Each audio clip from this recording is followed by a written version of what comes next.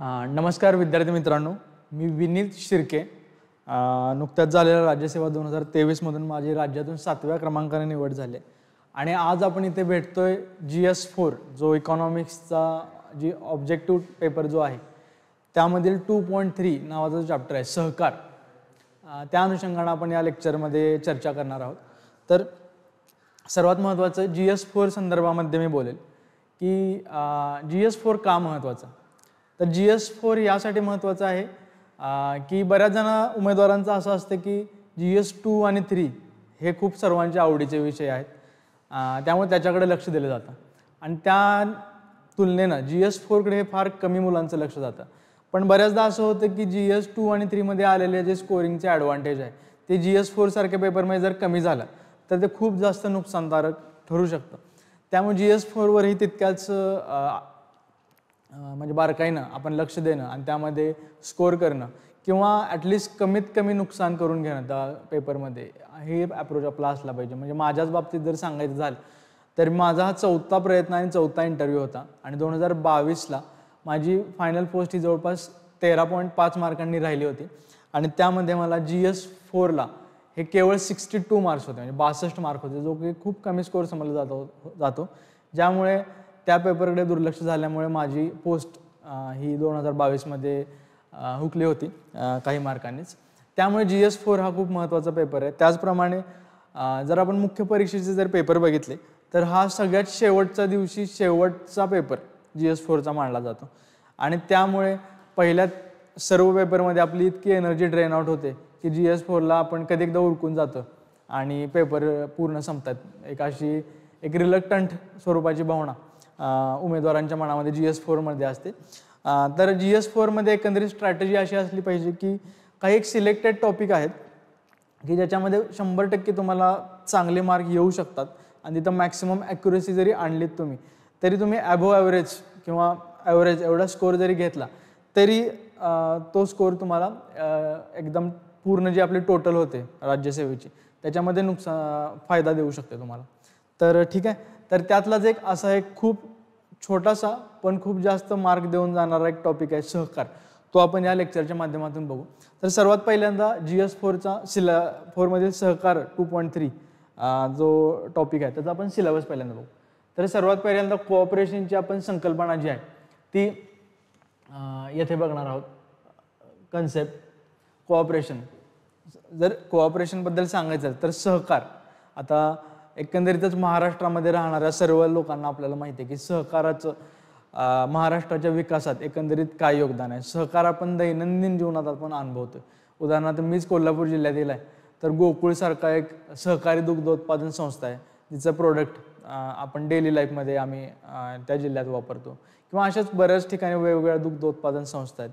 सहकाराची पाळेमुळे आपल्याला माहिती आहे की स्वातंत्र्योत्तर काळामध्ये घातली गेली. मग त्या अनुषंगाने आपल्याला माहिती आहे की पहिला साखर कारखाना अहमदनगरमध्ये विखे पाटील यांनी चालू केला. त्याचबरोबर सहकारी तत्वावर चालणारे सूतगिरण्या असतील, प्राथमिक कृषी संस्थांचं जे जाळं विणलं गेलं एकंदरीत महाराष्ट्रात, तोही आपल्या सहकारचाच एक खूप महत्त्वाचा भाग आहे. नुकतीच आपली विधानसभा निवडणूक होऊन गेली, तर त्या अनुषंगानं सुद्धा सहकारावर पकड असणारे राजकीय नेते किंवा त्यामुळे त्या अनुषंगाने सहकारी संस्थांचं महाराष्ट्राच्या एकंदरीतच सामाजिक, आर्थिक आणि राजकीय वातावरणामध्ये काय योगदान आहे हे आपल्याला माहीतच. आणि एक गमतीचा भाग सांगायचा तर उमेदवारांमध्ये सुद्धा काही प्रकारे एक सहकार्याचं एक तत्व चालू असतं. जसं की आपल्या राज्यसेवेच्या ॲस्पायरंट कम्युनिटीमध्ये एकच पुस्तक घेतलं आहे, 5 जण वाचतो आपण, किंवा एकच क्लास घेतला ऑनलाईन आणि बॅकएंडला अजून 2-3 लोक पाहत आहेत. तर असं काहीतरी एक इल्लिगल स्वरूपाचं सहकार असं म्हणू शकतो की आपण ॲस्पायरंट कम्युनिटीमध्ये असतो. तर ठीक आहे, एकंदरीत आपल्याला म्हणजे माहिती आहे की सहकार म्हणजे ही संकल्पना काय आहे की सहकार म्हणजे मदत, एकमेकांना कोऑपरेट करणं आणि पुढे चालणं, हे एकंदरीत त्याचा गाभ आहे. पण परीक्षेच्या अनुषंगाने सहकाराला आपल्याला काय अभ्यासायचं तरी संकल्पना, कन्सेप्ट काय आहे सहकारची, ती सहकाराचं मिनिंग, म्हणजे अर्थ काय, ऑब्जेक्टिव्ह, सहकाराची उद्दिष्ट काय, त्याचबरोबर सहकाराची काही तत्व आहेत, ती तत्वांमध्ये सुद्धा काळानुसार एक उत्क्रांती म्हणजे इव्होल्युशन होत गेले, तर त्यासुद्धा आपण ऑब्जेक्टिव्ह आणि न्यू प्रिन्सिपल्स ऑफ कोऑपरेशन या अंतर्गत बघणार आहोत. त्याचबरोबर एकंदरीतच भारताचा आणि महाराष्ट्राचा सहकारी चळवळीचा जो आढावा आहे, मग त्याच्यामध्ये त्याची वाढ कशी झाली किंवा त्याच्यामध्ये कसे फाटे फुटत गेले, त्याचं डायव्हर्सिफिकेशन, विविधता कशी आली, ते आपण growth and diversification of cooperative movement in India and Maharashtra यामध्ये बघणार आहोत. त्याचबरोबर सेल्फ हेल्प ग्रुप नावाचा एक पॉईंट आहे, आपल्याला सर्वांना माहिती आहे की स्वयंसहायता गट, मला वाटतं की IRDP नावाचा प्रोग्राम जो होता 1980चा, तेव्हापासून ही संकल्पना महाराष्ट्रामध्ये विशेषतः महिला वर्गामध्ये खूप महत्त्वाची आहे, तर ती सुद्धा या अंतर्गत आहे. त्याचबरोबर आता ओव्हर द टाईम कसं झालं की केवळ सहकार असून फायदा नाही, तर सहकाराच्या अनुषंगाने त्याला रूल्स अँड रेग्युलेशन करण्यासाठी राज्य पातळीवर काही धोरणं आणि काही कायदेशीर तरतुदी आपण सहकारामध्ये आणल्या गेल्या. त्याचबरोबर सहकारावरल्या गैरप्रवृत्तींना आळा घालण्यासाठी ऑडिट करणं, त्यांच्या एड्स ऑडिट करणं, त्याचबरोबर त्यांचं परीक्षण करणं की त्यांचा कारभार खरंच सहकारी तत्वावर चालतोय की नाही हे पाहण्यासाठी काही धोरणं आणि कायदेशीर तरतुदी आहेत, त्यांचा अभ्यास आपण state policy and cooperative sector म्हणजे त्यामध्ये आपण लेजिस्लेशन बघणार आहोत, सुपरविजन काय आहे त्यांच्यावर ते बघणार आहोत, आणि त्याचबरोबर ऑडिट आणि एड्स या संदर्भात सुद्धा काही तरतुदी आहेत त्या सुद्धा आपण बघणार आहोत. याचबरोबर हा एक खूप सिंपल पण एक प्रश्न येणारा पॉईंट आहे की problems of cooperative in Maharashtra, महाराष्ट्रातल्या सहकारी चळवळीमध्ये काय प्रॉब्लेम्स आहेत ते पण बघणार आहोत. आणि त्याचबरोबर आता सहकारी चळवळ मी जसं म्हटलं की उत्क्रांत होत गेले, तर आपण आत्ता सध्या 21व्या शतकात म्हणजे ग्लोबलायझेशनच्या युगात आहोत, तर prospects and cooperative in the era of global competition हा पॉईंट एक आपण बघणार आहोत. तर सर्वात पहिल्यांदा सहकाराच्या काही पद्धती आहेत, तर त्या आपण बघू. तर 3 सहकाराच्या मूळ पद्धती आहेत. तर सर्वात पहिल्यांदा बघू रॉसडेल पद्धत. ठीक आहे, तर ही आहे आपली रॉसडेल पद्धत. हिचा उगम झालेला आहे आपला इंग्लंडमध्ये, आणि रॉबर्ट ओवेन आपल्याला माहिती आहे की खूप महत्त्वाचे अर्थशास्त्रज्ञ होते. त्यांना ह्या रॉसडेल पद्धतीचा एक प्रेरणास्रोत किंवा त्यांनी ही प्रमोट केली ही पद्धत. तर ही आहे आपली बिगर कृषी बिगर पतसंस्था. बिगर कृषी म्हणजे काय, कृषी व्यतिरिक्त आपले उद्योग असतील, गृहनिर्माण संस्था असतील किंवा इतर अशा तत्सम गोष्टी ज्या आहेत ज्या कृषी व्यतिरिक्त गोष्टींसाठी काम करतात, तर त्यांच्यासाठी. आणि बिगर पतसंस्था म्हणजे पत म्हणजे काय आपल्याला सर्वांना आहे, पत म्हणजे क्रेडिट, म्हणजे पैसा निर्माण करणं, पैशाच्या स्वरूपातली आर्थिक मदत. तर पैशाशिवाय जी इतर मदत असते म्हणजे संसाधनं देणं असेल किंवा जमीन व्यवहार असतील, तर तशा स्वरूपाची संस्था ही रॉसडेल पद्धतीच्या अंतर्गत होती. यानंतर शुल्ज डेलिज पद्धत नावाची पद्धत एक जर्मनीत विकसित झाली, आणि त्या नावाप्रमाणे शुल्ज डेलिज या विचारवंताच्या प्रेरणेनंच ही चळवळ सुरू झाली. आणि यामध्ये बिगर कृषी पण पतसंस्था म्हणजे मगाशी जसं म्हटलं त्याप्रमाणे बिगर कृषीमध्ये उद्योग असेल किंवा गृहनिर्माण संस्था असेल, अशा स्वरूपाच्या संस्था ज्या आहेत त्या पण पतसंस्था म्हणजे पैशाचं आर्थिक स्वरूपात मदत करणं आणि क्रेडिट निर्माण करणं. पत म्हणजे आपल्याला माहिती आहे की कर्ज देणं घेणं आणि त्या माध्यमातून अजून आपलं आर्थिक जाळं आहे ते मोठ्या प्रमाणात विणणं, याला आपण पत म्हणजे क्रेडिट क्रिएशन म्हणतो. ते आपण कोर इकॉनॉमिक्समध्ये आपण शिकलेलंच आहे. त्याचबरोबर रायफेजन नावाची एक पद्धत आहे, ती जर्मनीमध्ये चालू झाली, आणि ह्याचा सुद्धा प्रणेता जो आहे तो फ्रेडरिक रायफेजन नावाचा एक अर्थशास्त्रज्ञ होता, तोच आहे. यानंतर रायफेजन पद्धत जी आहे ती मात्र कृषी पतसंस्था म्हणजे कृषी रिलेटेड ज्या गोष्टी आहेत त्यांना क्रेडिट क्रिएशन करण्यासाठी आपण ही पतसंस्था म्हणजे ही पद्धत वापरतो. तर परत एकदा सांगतो की हे महत्त्वाचं आहे खूप. पहिल्यांदा आपण बघितले रॉसडेल पद्धत जी इंग्लंडमध्ये चालू झाली. रॉबर्ट ओवेन हा त्याचा अर्थशास्त्रज्ञ आहे, तो त्याचा प्रणेता होता. आणि ही बिगर कृषी बिगर पतसंस्था अशा स्वरूपातली होती. शुल्ज डेलिज नावाची पद्धत जी आहे ती जर्मनीमध्ये चालू झाली. शुल्ज डेलिज हाच त्याचा प्रणेता आहे, आणि त्याचबरोबर ही बिगर कृषी पतसंस्था अशा स्वरूपाची आहे. ठीक आहे, हे नक्की लक्षात ठेवा तुम्ही. आणि त्यानंतर आपण सगळ्यात शेवटी बघितली ती रायफेजन पद्धत, फ्रेडरिक रायफेजन, ही सुद्धा जर्मनीमध्ये आहे आणि ही कृषी पतसंस्था या अंतर्गत येते. यावर एखादा प्रश्न आपण बनवू शकतो. यानंतर सर्वात महत्त्वाचं सहकाराची जी डेफिनेशन आहे म्हणजे व्याख्या जी आहे त्याबद्दल वेगवेगळ्या विचारवंत, वेगवेगळ्या अभ्यास गट, वेगवेगळ्या समित्या यांची वेगवेगळी मत आहेत आणि हे आपल्याला अभ्यासणं खूप महत्त्वाचं आहे. कारण राज्यसेवा 2022मध्ये ह्या संदर्भातला एक प्रश्न आला होता जो मी तुम्हाला सांगेलच की एखादं स्टेटमेंट देतात आपल्याला परीक्षेमध्ये की हे सहकाराविषयीची व्याख्या ही खालीलपैकी कुठल्या व्यक्तीने किंवा कुठल्या अर्थशास्त्रज्ञाने आपल्याला घालून दिलेली आहे. तर अशा स्वरूपाचा एखादा प्रश्न आपल्याला येऊ शकतो. तर सर्वात पहिल्यांदा VL मेहता हे यांनी मांडलेले डेफिनेशन आपण वाचू. समान आर्थिक उद्दिष्ट प्राप्त करण्यासाठी समान गरजा तसेच आर्थिक, सामाजिक व सांस्कृतिक गरजा पूर्ण करण्यासाठी अनेक व्यक्ती स्वेच्छेने ज्या चळवळीत सामील होतात त्यास सहकार असे म्हणतात. परत एकदा सांगतो, ह्यातले की पॉईंट लक्षात ठेवा.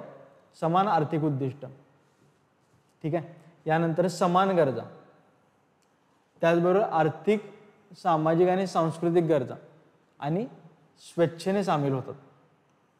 अशा 3 गोष्टी आल्या तर आपण काय म्हणायचं, VL मेहतांनी ही डेफिनेशन दिलेली आहे. समान आर्थिक गरज, समान गरजा, त्यामध्ये आर्थिक, सामाजिक आणि सांस्कृतिक गरजा आणि ह्यामध्ये सुद्धा आपण स्वेच्छेनं सामील होतं. तर ही VL मेहतांनी घालून दिलेली डेफिनेशन होती. याचबरोबर H कलवर्ट यांची एक डेफिनेशन आहे ज्यामध्ये व्यक्ती स्वेच्छेनं, यांनी पण तेच म्हटलं की स्वेच्छेने स्वतःच्या आर्थिक हिताच्या संवर्धनासाठी समानतेच्या आधारावर एकत्र येतात त्या संस्थेला सहकार असे म्हणतात. H कलवर्ट यांनी सिंपल डेफिनेशन दिलेली आहे. स्वेच्छेने स्वतःच्या आर्थिक हिताच्या संवर्धनासाठी समानतेच्या आधारावर 3 गोष्टी सांगितली. एक तर स्वेच्छेने आर्थिक हिताच्या संवर्धनासाठी आणि त्यानंतर समानतेच्या आधारावर एकत्र येतात त्याला सहकार असे म्हणतात. हे बघा, आता कसं आहे की एवढ्या सगळ्या डेफिनेशन कधी कधी आपल्याला खूप गोंधळात टाकतात की कुणी काय म्हटलंय. फक्त आपल्याला काय करायचं आहे, प्रत्येक व्यक्तीनं आपल्या डेफिनेशनमध्ये कशावर भर दिला असे तुम्ही ठराविक वाक्य जरी लक्षात ठेवले तरी तुम्हाला हे लक्षात ठेवणं एकदम पॉसिबल आहे. परत एकदा सांगतो मी, पुढची यावरून तुम्हाला समजेल की आता पॉल लॅम्बर्ट नावाचे व्यक्ती आहे, त्यांनी काय म्हटलं की व्यक्तींनी एकत्र येऊन स्थापन केलेली आणि दिग्दर्शित केलेली संस्था म्हणजे सहकारी संस्था आहे. ही सहकारी संस्थेचं काम लोकशाही तत्वावर चालते आणि ती लोकांना आणि समाजाला सेवा पुरवते. परत एकदा सांगतो, पॉल लॅम्बर्ट यांनी म्हणजे कशावर दिला की व्यक्ती एकत्र येतात आणि ते दिग्दर्शित करतात एखादी संस्था आणि त्यांचं काम जे आहे ते लोकशाही तत्वावर चालतं आणि ती सेवा पुरवतात समाजाला. तर ह्या 3 गोष्टींवर जरी लक्ष तुम्ही दिलं, 4 गोष्टींवर की व्यक्तींनी एकत्र येणं, दिग्दर्शित करणं, लोकशाही तत्वावर चालवणं आणि समाजाला सेवा पुरवणं, तर ही संकल्पना पॉल लॅम्बर्ट यांची आहे. यानंतर J.S. मिल आपल्याला माहिती आहे, खूप मोठे क्लासिकल लिबरल इकॉनॉमिस्ट होते. त्यांनी काय म्हटलं की सहकारी ही सर्वोत्तम आदर्श संकल्पना आहे. त्यामुळे जीवन संघर्षात्मक स्पर्धेऐवजी मैत्रीपूर्ण स्पर्धेत बदलून सर्वांच्या समान गरजा पूर्ण केल्या जातात. J.S. मिलांनी काय सांगितलंय की सर्वोत्तम आदर्श संकल्पना, त्याचबरोबर संघर्षात्मक स्पर्धेऐवजी मैत्रीपूर्ण स्पर्धा यामधून समान गरजा पूर्ण केल्या जातात, हे त्यांचं वाक्य होतं. आणि मला वाटतं की संघर्षात्मक स्पर्धेऐवजी मैत्रीपूर्ण स्पर्धा हे आपण आपल्या जीवनात सुद्धा अवलंबलं पाहिजे. कारण की एक फ्रेंडली कॉम्पिटिशन ही नेहमी असली पाहिजे. फक्त त्याला कुठल्याही प्रकारचं संघर्षात्मक स्पर्धा किंवा एक शत्रुत्वाच्या भावनेनं आपण डेली लाईफमध्ये नाही बघितलं पाहिजे. पर्टिक्युलरली ॲस्परंट कम्युनिटीमध्ये सुद्धा आपण ग्रुप स्टडी करतो, ग्रुपने अभ्यास करतो, तर आपल्यामध्ये एक फ्रेंडली जी आहे कॉम्पिटिशन ही असणं गरजेचं आहे. यानंतर W.P. वॅटकिन्स यांनी काय म्हटलं की त्यांनी 4 गोष्टी सांगितल्या की एकता, लोकशाही, समता आणि स्वातंत्र्य या तत्वांवर आधारित सामाजिक संघटन पद्धती त्याला काय म्हणणार, सहकारी संस्था म्हणणार. म्हणजे W.P. वॅटकिन्सनी 4 शब्द आणि एक तत्व सांगितलं. एकता, लोकशाही, समता आणि स्वातंत्र्य या तत्वांवर आधारित सामाजिक संघटन पद्धती जी आहे त्याला सहकारी संस्था असे म्हणतात. यानंतर भारतीय सहकारी संस्था कायदा आहे, आपण तो पुढे पाहणारच आहे 1912चा. त्या अंतर्गत काय म्हटलंय की सहकारी तत्वांना अनुसरून आपल्या सभासदांचे हित संबंध वृद्धिंगत करण्याचे ज्या संस्थेचे उद्दिष्ट असते त्याला सहकारी संस्था असे म्हणतात. ठीक आहे, तत्वांना अनुसरून सभासदांचे आर्थिक हित संबंध वृद्धिंगत करणे. ठीक आहे, सहकार नियोजन समिती जी आहे त्यांनी काय म्हटलं परत तीच डेफिनेशन सांगितली, फक्त वेगळ्या थोडासा शब्दखेळांमध्ये सांगितले की सहकार हा संघटनेचा प्रकार असून व्यक्ती आपल्या हित संरक्षणासाठी समानतेच्या तत्वावर स्वेच्छेने एकत्र येतात असं सहकार नियोजन समितीनं सांगितलेलं आहे. यानंतर जॉर्ज डेव्हिडोविक नावाचे एक विचारवंत आहे, त्यांनी काय म्हटलं की सहकाराची जीवन पद्धती आणि कार्यप्रणाली निश्चित करणाऱ्या नियमांचा संच म्हणजे सहकाराची तत्वे होय. काय म्हटलंय? जीवन पद्धती आणि कार्यप्रणाली जी आहे ही निश्चित करणाऱ्या नियमांचा संच, ह्याला काय म्हटलं त्यांनी की सहकाराची तत्वे म्हणले. आता ICA आपण याबद्दल पुढे वाचणारच आहे, इंटरनॅशनल कोऑपरेटिव्ह अलायन्स, त्यामध्ये काय म्हटलं की सहकार चळवळीच्या उद्दिष्ट प्राप्तीसाठी नितांत आवश्यकता असणाऱ्या व्यवहार्य नियमांना सहकाराची तत्वे म्हणतात. इंटरनॅशनल कोऑपरेटिव्ह अलायन्स 1966 मध्ये त्यांनी असं सांगितलेलं आहे.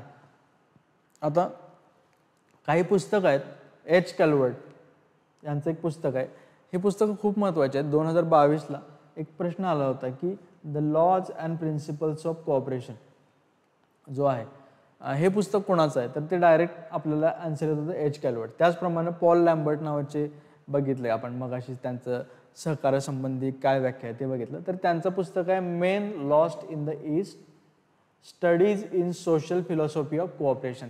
हे पुस्तकं, हे व्याख्या, हे खूप फॅक्च्युअल गोष्टी आहेत, पण ह्या खूप महत्त्वाच्या आहेत कारण ते तुम्हाला 1-2 मार्क परीक्षेमध्ये देऊ शकतात आणि हे खूप सोप्या सुद्धा गोष्टी आहेत, तर त्यामुळे ह्याच्याकडे लक्ष देणं गरजेचं आहे. डेव्हिड ए. मूर यांनी काय म्हटलं की सहकाराने समाजाला मिळणारे विविध फायदे जे आहेत ते डेव्हिड मूर यांनी आपल्याला सांगितलेले आहेत.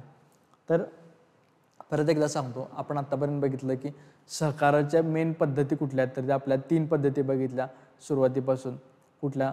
तर शुल्ज डेलिज पद्धत एक बघितली, रायफेजन पद्धत एक बघितली आणि त्याचबरोबर आपण कुठली पद्धत बघितली, तर परत एकदा दाखवतो की रॉशडेल पद्धत. रॉशडेल पद्धत, शुल्ज डेलिज पद्धत आणि रायफेजन पद्धत, ह्याच्यावर लक्ष देणं हे बेसिक गोष्ट आहे, ही माहीत असणं गरजेचं आहे. त्याचबरोबर या डेफिनेशन माहीत असणं परीक्षा दृष्टिकोनातून खूप महत्त्वाचं आहे. आणि मी तुम्हाला म्हटलं की हा खूप जास्त फॅक्च्युअल डेटा जरी असला तरी तुम्ही प्रत्येक सेंटेन्समधून, प्रत्येक डेफिनेशनमधून कुठल्या कीवर्ड एम्फासिस केला आहे आणि कुठल्या व्यक्तीने केला आहे ह्याच्यावरून तुम्ही त्याचा तर्क लावू शकता एक्झाममध्ये. आणि त्याचबरोबर काही पुस्तकं आहेत त्याच्यावर डायरेक्ट प्रश्न बनू शकतो, म्हणून ही 2 पुस्तकं जी आहेत ती तुम्ही लक्षात ठेवणं अपेक्षित आहे. आता यानंतर आपल्याला बघायचं आहे थोडंसं प्रिन्सिपल्स ऑफ कोऑपरेशन. म्हणजे आपण सहकाराच्या पद्धती बघितल्या, पण सहकाराची काही प्रिन्सिपल्स सुद्धा आहेत, ते सुद्धा आपण इथे बघणार आहोत. तर प्रिन्सिपल्स ऑफ कोऑपरेशन म्हणजे काय? कुठलीही संस्था चालवायला एक काहीतरी आपल्याला प्रिन्सिपल्स लागतात की ह्या तत्वांवर चालवायचे. एखादी कॉर्पोरेट कंपनी असेल तर ती आपल्याला नफ्याच्या तत्वावरच चालवावी लागते, पण तेच एखादी NGO असेल तर ती नफ्यापेक्षा जास्त सामाजिक हित किंवा लोकांचं हित किती आहे, किती लोकांना आपला फायदा होतोय, तर तिची काही तत्व असतात वेगळेच. तर ह्या एकंदरीतच सहकार चळवळीची सुद्धा काही तत्व आहेत. तर ती 1844 पासून रॉशडेल यांनी सर्वात पहिल्यांदा सहकार चळवळीची तत्व मांडली, ती आपण पहिल्यांदा बघू. तर बघा 1844 म्हणजे खूप जुना काळ आहे. म्हणजे आपण म्हणजे जो रेनेसान्स काळ थोडासा ओलांडून गेला होता युरोपमध्ये तेव्हाचा कालखंड आहे. आणि तेव्हा या लोकांमध्ये म्हणजे युरोपियन लोकांमध्ये सहकाराची तत्व काय असावीत किंवा त्यांना कोऑपरेशनचं महत्त्व हे त्यांना त्या काळी समजलं होतं. म्हणजे ते खूपच ॲडव्हान्स लोक होते आणि ती तत्व आपण इथे अभ्यासू. तर सर्वात पहिल्यांदा खुले सभासदत्व हे एक तत्व रॉशडेल यांनी मांडलं होतं. आता खुले सभासदत्व याचा अर्थ काय की कुणालाही डिस्क्रिमिनेशन न करता ज्या व्यक्तीस आपल्या सहकारी संस्थेमध्ये येऊ इच्छितात त्यांना येऊ देणे, हे आपण खुले सभासदत्व या तत्वामध्ये आहे. यानंतर लोकशाही नियंत्रण म्हणजे काय की डेमोक्रॅटिक कंट्रोल, केवळ एकाच व्यक्तीचा काही कंट्रोल असणं, म्हणजे ज्याला आपण ऑटोक्रेसी किंवा जुलुमशाही म्हणतो.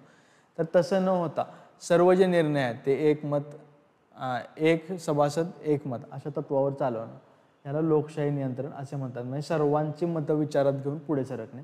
भांडवलावर मर्यादित वाद, म्हणजे आपण इन्व्हेस्ट जे केलंय कोऑपरेटिव्ह संस्थेमध्ये तर त्याच्यावर सुद्धा आपल्याला एक लिमिटेड विदिन ब्रॅकेट काहीतरी इंटरेस्ट मिळावा, हे तत्व त्यावेळी सांगितलं गेलं रॉशडेल यांच्या पद्धतीमध्ये. यानंतर राजकीय व धार्मिक तटस्थता, राजकीय व धार्मिक तटस्थ म्हणजे काय की आपल्याला राजकीय हेतून प्रेरित असणारे व्यक्ती सहकारामध्ये नसाव्यात किंवा त्यांचा वापर कुठलाही पॉवर सत्ता मिळवण्यासाठी वगैरे होत नसावा. तर या संदर्भामध्ये म्हणजे आपण पाहतो की रिअल लाईफमध्ये असं फार कमी असतं, कारण की सहकारी संस्थांवर कित्येक राजकारण्यांची आपल्याला वर पकड असताना दिसून येते. पण ठीक आहे, तो आपला अभ्यासाचा भाग नाही. आपला अभ्यासाचा भाग आहे की ह्या तत्व कुठली आहेत आणि त्या अनुषंगाने थोडी लक्षात ठेवणं हे महत्त्वाचं आहे. त्याचबरोबर रोख व्यवहार म्हणजे आता तो जुना काळ होता, त्याकडे काय आपल्याला माहिती आहे UPI, गुगल पे, फोनपे अशा काही गोष्टी होत्या, जो त्यामुळे रोख व्यवहारावर लोकांचा खूप विश्वास होता आणि त्यामुळं बार्टर सिस्टमपेक्षा रोख व्यवहार हे एक सहकाराचं तत्व असावं हे रॉसडेल यांनी 1844 मध्ये सांगितलं होतं. त्याचबरोबर शिक्षण प्रसार, ज्ञान दिल्यानं ज्ञान वाढतं. म्हणजे आपण जे सहकारातून ज्या गोष्टी शिकलोय त्या पुढच्या जनरेशनला पास होण्यासाठी किंवा जे या चळवळीत सामील नाहीत त्यांना पण समजावं यासाठी सहकार चळवळीबाबतचं शिक्षण जे आहे त्याचा प्रसार व्हावा अशी एक धारणा या तत्वामधून दिसते. आणि त्याच प्रमाणात व्यवहाराच्या प्रमाणात लाभांश म्हणजे जितकं ट्रान्झॅक्शन होईल त्या प्रमाणात आपल्याला एक डिव्हिडंड मिळावं, असे हे आपले 7 तत्व जी आहेत ती आपल्याला रॉसडेल यांनी घालून दिली होती. मी एकदा पटपट त्याची क्विक रिकॅप घेतो की रॉसडेल यांनी खुले सभासदत्व, लोकशाही नियंत्रण, भांडवलावर मर्यादित व्याज, राजकीय व धार्मिक तटस्थता, रोख व्यवहार, शिक्षण प्रसार आणि व्यवहाराच्या प्रमाणात लाभांश. आता या तत्वांचं काय महत्त्व आहे आपल्या परीक्षा दृष्टिकोनातून हे मी ज्यावेळी तुम्हाला एक PYQ आपण थोडे डिस्कस करू त्यावेळी तुमच्या लक्षात येईल. ठीक आहे. आता आपल्याला माहिती आहे की काळानुसार आपल्याला काही बदल घडवावे लागतात. बदल ही काळाची गरज असते. त्यामुळे काळानुसार काही गोष्टी आपण चेंज करत गेलो. ICA नावाचा इंटरनॅशनल कोऑपरेटिव्ह अलायन्स हा जे एक गट आहे कोऑपरेटिव्ह संस्थांचा, तर त्यांनी या तत्वांमध्ये काळानुसार बदल केले. तर 34 साली एक अभ्यास गट नेमला गेला होता. त्यांनी कमी जास्त प्रमाणात सर्वच्या सर्व जी रॉसडेल यांनी मांडलेली तत्व आहे ती कॉपी केलीत, म्हणजे कारण की त्यांचाच रिलेव्हन्स आहे असं आतापर्यंत दाखवलं. तेव्हा ICAचा अभ्यास गट आणि रॉसडेलचा अभ्यास गट यांची तत्व जी आहेत ती समानच आहेत. आता महत्त्वाची गोष्ट, DG कर्वे मराठी नाव आहे, 1966च्या ICAचा एक अभ्यास गट होता, DG कर्वे समिती म्हटलं जातं त्याला. तर त्यांनी काय केलं तर राजकीय व धार्मिक तटस्थता जी आहे आत्तापर्यंतच्या 2 अभ्यास गटांनी मांडली होती ती त्यांनी नाकारली. ते म्हटले हे तत्व आता त्याचा रिलेव्हन्स राहिला नाही.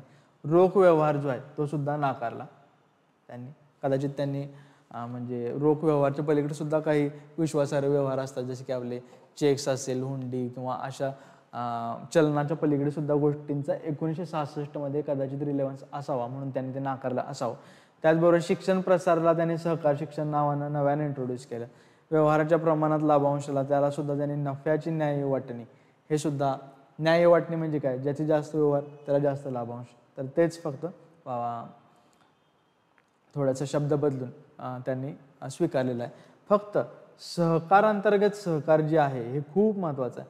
सहकारांतर्गत सहकार हे सुद्धा खूप महत्त्वाचं तत्व जे आहे ते DG कर्वे समितीनं आणलं. आता सहकारांतर्गत सहकार याचा अर्थ काय, म्हणजे एखाद्या सहकारी संस्थेमध्ये आपल्याला सहकार दिसतोच, पण त्याच्या बियॉन्ड जाऊन 2 संस्थांमध्ये असतील किंवा सहकाराची एक वायडर डेफिनेशन जी आहे ती स्वीकारण्याचं काम DG कर्वे समितीनं सहकारांतर्गत सहकार या तत्वाखाली नव्यानं स्वीकारले. तर याच्यावर तुम्हाला डायरेक्ट प्रश्न बनवू शकतो की सहकारांतर्गत सहकार हे तत्व कुठल्या समितीनं किंवा कुठल्या अभ्यास गटानं स्वीकारलं, तर त्याचा आन्सर येईल तुम्हाला DG कर्वे. किंवा उलटा असा एक प्रश्न येऊ शकतो की DG कर्वे समितीनं स्वीकारलेली तत्व कुठली, तर या अंतर्गत मग तुम्हाला राजकीय आणि धार्मिक तटस्थता सुद्धा देऊ शकतात, प्लस नफ्याची न्याय वाटणी, सहकारांतर्गत सहकार. मग तुम्हाला समजलं पाहिजे की राजकीय व धार्मिक तटस्थता जी आहे ती DG कर्वे समितीने तरी नाकारली होती, त्यामुळे तो ऑप्शन आपल्या उत्तरामध्ये येणार नाही. तर अशा स्वरूपाचे प्रश्न आपल्याला ह्या कोऑपरेशनच्या तत्वांवर येऊ शकतात, म्हणजे आलेले सुद्धा आहेत. आपण डिस्कस करू याबद्दल. आता ICA इंटरनॅशनल कोऑपरेटिव्ह अलायन्सचा 1995ला स्वेन अकेबुक नावाची एक व्यक्ती होती, तर त्यांच्या अध्यक्षतेखाली एक अभ्यास गट नेमला होता. तर मँचेस्टर काँग्रेस बैठकीत हा अवलंब केला होता. तर त्यांनी काय केलं कमी जास्त प्रमाणात डी.जी. कर्वे समितींची जी तत्व आहेत ती स्वीकारली. फक्त त्यांचं आता काय होतं की राजकीय व धार्मिक तटस्थता जी आहे त्याचं त्यांनी स्वातंत्र्य आणि स्वायत्तता अशा म्हणजे वर्ड खाली त्यांनी ते परत तत्व स्वीकारलं. परत रोख व्यवहार जो आहे तो डी.जी. कर्वेंनी जो नाकारला होता तो यांनी सुद्धा नाकारलेला आहे. कोणी? स्वेन आकेबुक 1995 मधलं. सहकार शिक्षण तो सुद्धा त्यांनी कंटिन्यू केला होता. फक्त नफ्याची न्याय वाटणी किंवा व्यवहाराच्या प्रमाणात लाभांश नावाचं एक जे तत्व होतं ते सुद्धा यांनी नाकारलेलं आहे. त्यानंतर सहकार अंतर्गत सहकार सुद्धा यांनी स्वीकारलं आहे. फक्त त्यांनी खूप नव्यानं स्वीकारलेलं जे तत्व आहे ते म्हणजे समाज कल्याणाची भावना. म्हणजे आपण आता समाजाचं काहीतरी देणं लागतो. म्हणजे कोऑपरेटिव्ह संस्था ही फक्त काही भागीदारांच्या न्यायासाठी किंवा भागीदारांना आर्थिक फायदा होण्यासाठी, त्याचबरोबर काही एखादं उद्दिष्ट प्राप्त करण्यासाठी तर निश्चितच आहे, पण ह्याच्या पलीकडे जाऊन सुद्धा आपण समाजाप्रती काहीतरी देणं लागतो. हे 1995ला स्वेन आकेबुक यांची समिती जी आहे त्यांनी म्हणजे पहिल्यांदा स्वीकारलं. त्यामुळे ही तत्व जी आहेत ती महत्त्वाची आहेत. मी जर ह्या नोट्स माझ्या जर तुम्ही नंतर वापरल्या तर तुम्हाला हे तत्व जी आहेत ती पाठ करण्यासाठी एकदम वेल आर्टिक्युलेटेड फॉर्मॅटमध्ये आपल्या PDF मध्ये असेलच. त्याबद्दल आपण बोलू नंतर. ठीक आहे. तर यानंतर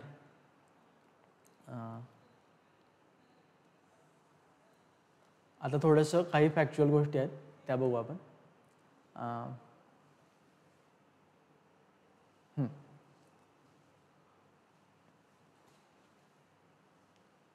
आता इंटरनॅशनल कोऑपरेटिव्ह अलायन्स आपण बघतो मगाचपासून ICAचा अभ्यास गट, ICAचा डी.जी. कर्वे समिती, स्वेन आकेबुक. तर नेमकं ICA आहे तरी काय याच्याबद्दल एक थोडे माहिती असणं आपल्याला परीक्षेच्या दृष्टिकोनातून महत्त्वाचं. तर हे इंटरनॅशनल कोऑपरेटिव्ह अलायन्स हा एक युती आहे. म्हणजे जगभरातील सर्व कोऑपरेटिव्ह संस्थांच्या एक गायडन्स देणारी, एक डायरेक्शन देणारी एक अलायन्स आहे. 1895ला त्याची स्थापना झाली. ह्याचं हेडक्वार्टर 2014 पासून ब्रुसेल्समध्ये आहे. त्याच्या आधी ते जिनिवामध्ये होतं. ठीक आहे. आता महासंचालक हे एरियल ग्वार्को जे आहेत ते आहेत. एरियल ग्वार्को, एक मिनिट. याचे महासंचालक एरियल ग्वार्को ते आहेत. त्याचबरोबर 109 देशांमधील 313 सहकारी संस्था सदस्य आहेत. ही काय फार फॅक्च्युअल इन्फॉर्मेशन एक्झामच्या दृष्टीने एवढी महत्त्वाची नाही, पण 4 प्रादेशिक कार्यालय आहेत ICAची. हे खूप महत्त्वाचं आहे. त्यामधलं एक ब्रुसेल्स आहे, नैरोबी आहे, सॅन जोस आहे आणि महत्त्वाचं म्हणजे दिल्ली हे सुद्धा ह्याचं प्रादेशिक कार्यालय आहे ICAचं. एखादा प्रश्न फ्रेम झाला येणाऱ्या परीक्षेमध्ये 2024च्या तर दिल्ली सुद्धा एक आहे हे लक्षात ठेवा, ज्याच्या माध्यमातून तुम्हाला 1 ते 2 ऑप्शन हे एलिमिनेट होऊ शकतील आणि तुम्ही उत्तराच्या जवळ जाल. त्याचबरोबर हे आपण ICAच्या बाबतीत बघितलं. यानंतर आपण पाहतोय की प्रत्येक जुलैमधला पहिला शनिवार जो आहे तो आपला आंतरराष्ट्रीय सहकाराचा दिन असतो. त्यानंतर 2012 जे आहे हे आपलं आंतरराष्ट्रीय सहकाराचं वर्ष आहे. काही फॅक्च्युअल इन्फॉर्मेशन आहे. म्हणजे आपल्याला बघा एखादं वर्ष जर आलं, कुठलंही वर्ष असेल किंवा एखादा डे असेल, वर्ल्ड हेल्थ डे असतो किंवा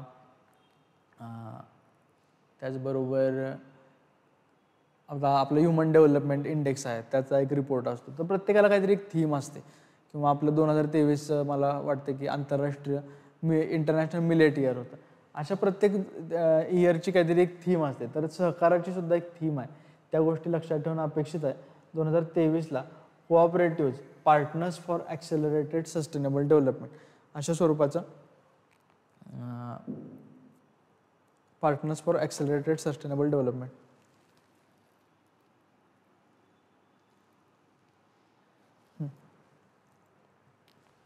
अशा स्वरूपाची थीम 2023ला होती. 2022ला cooperatives build a better world ही एक थीम होती. 2021ला रिबिल्ड बेटर टुगेदर.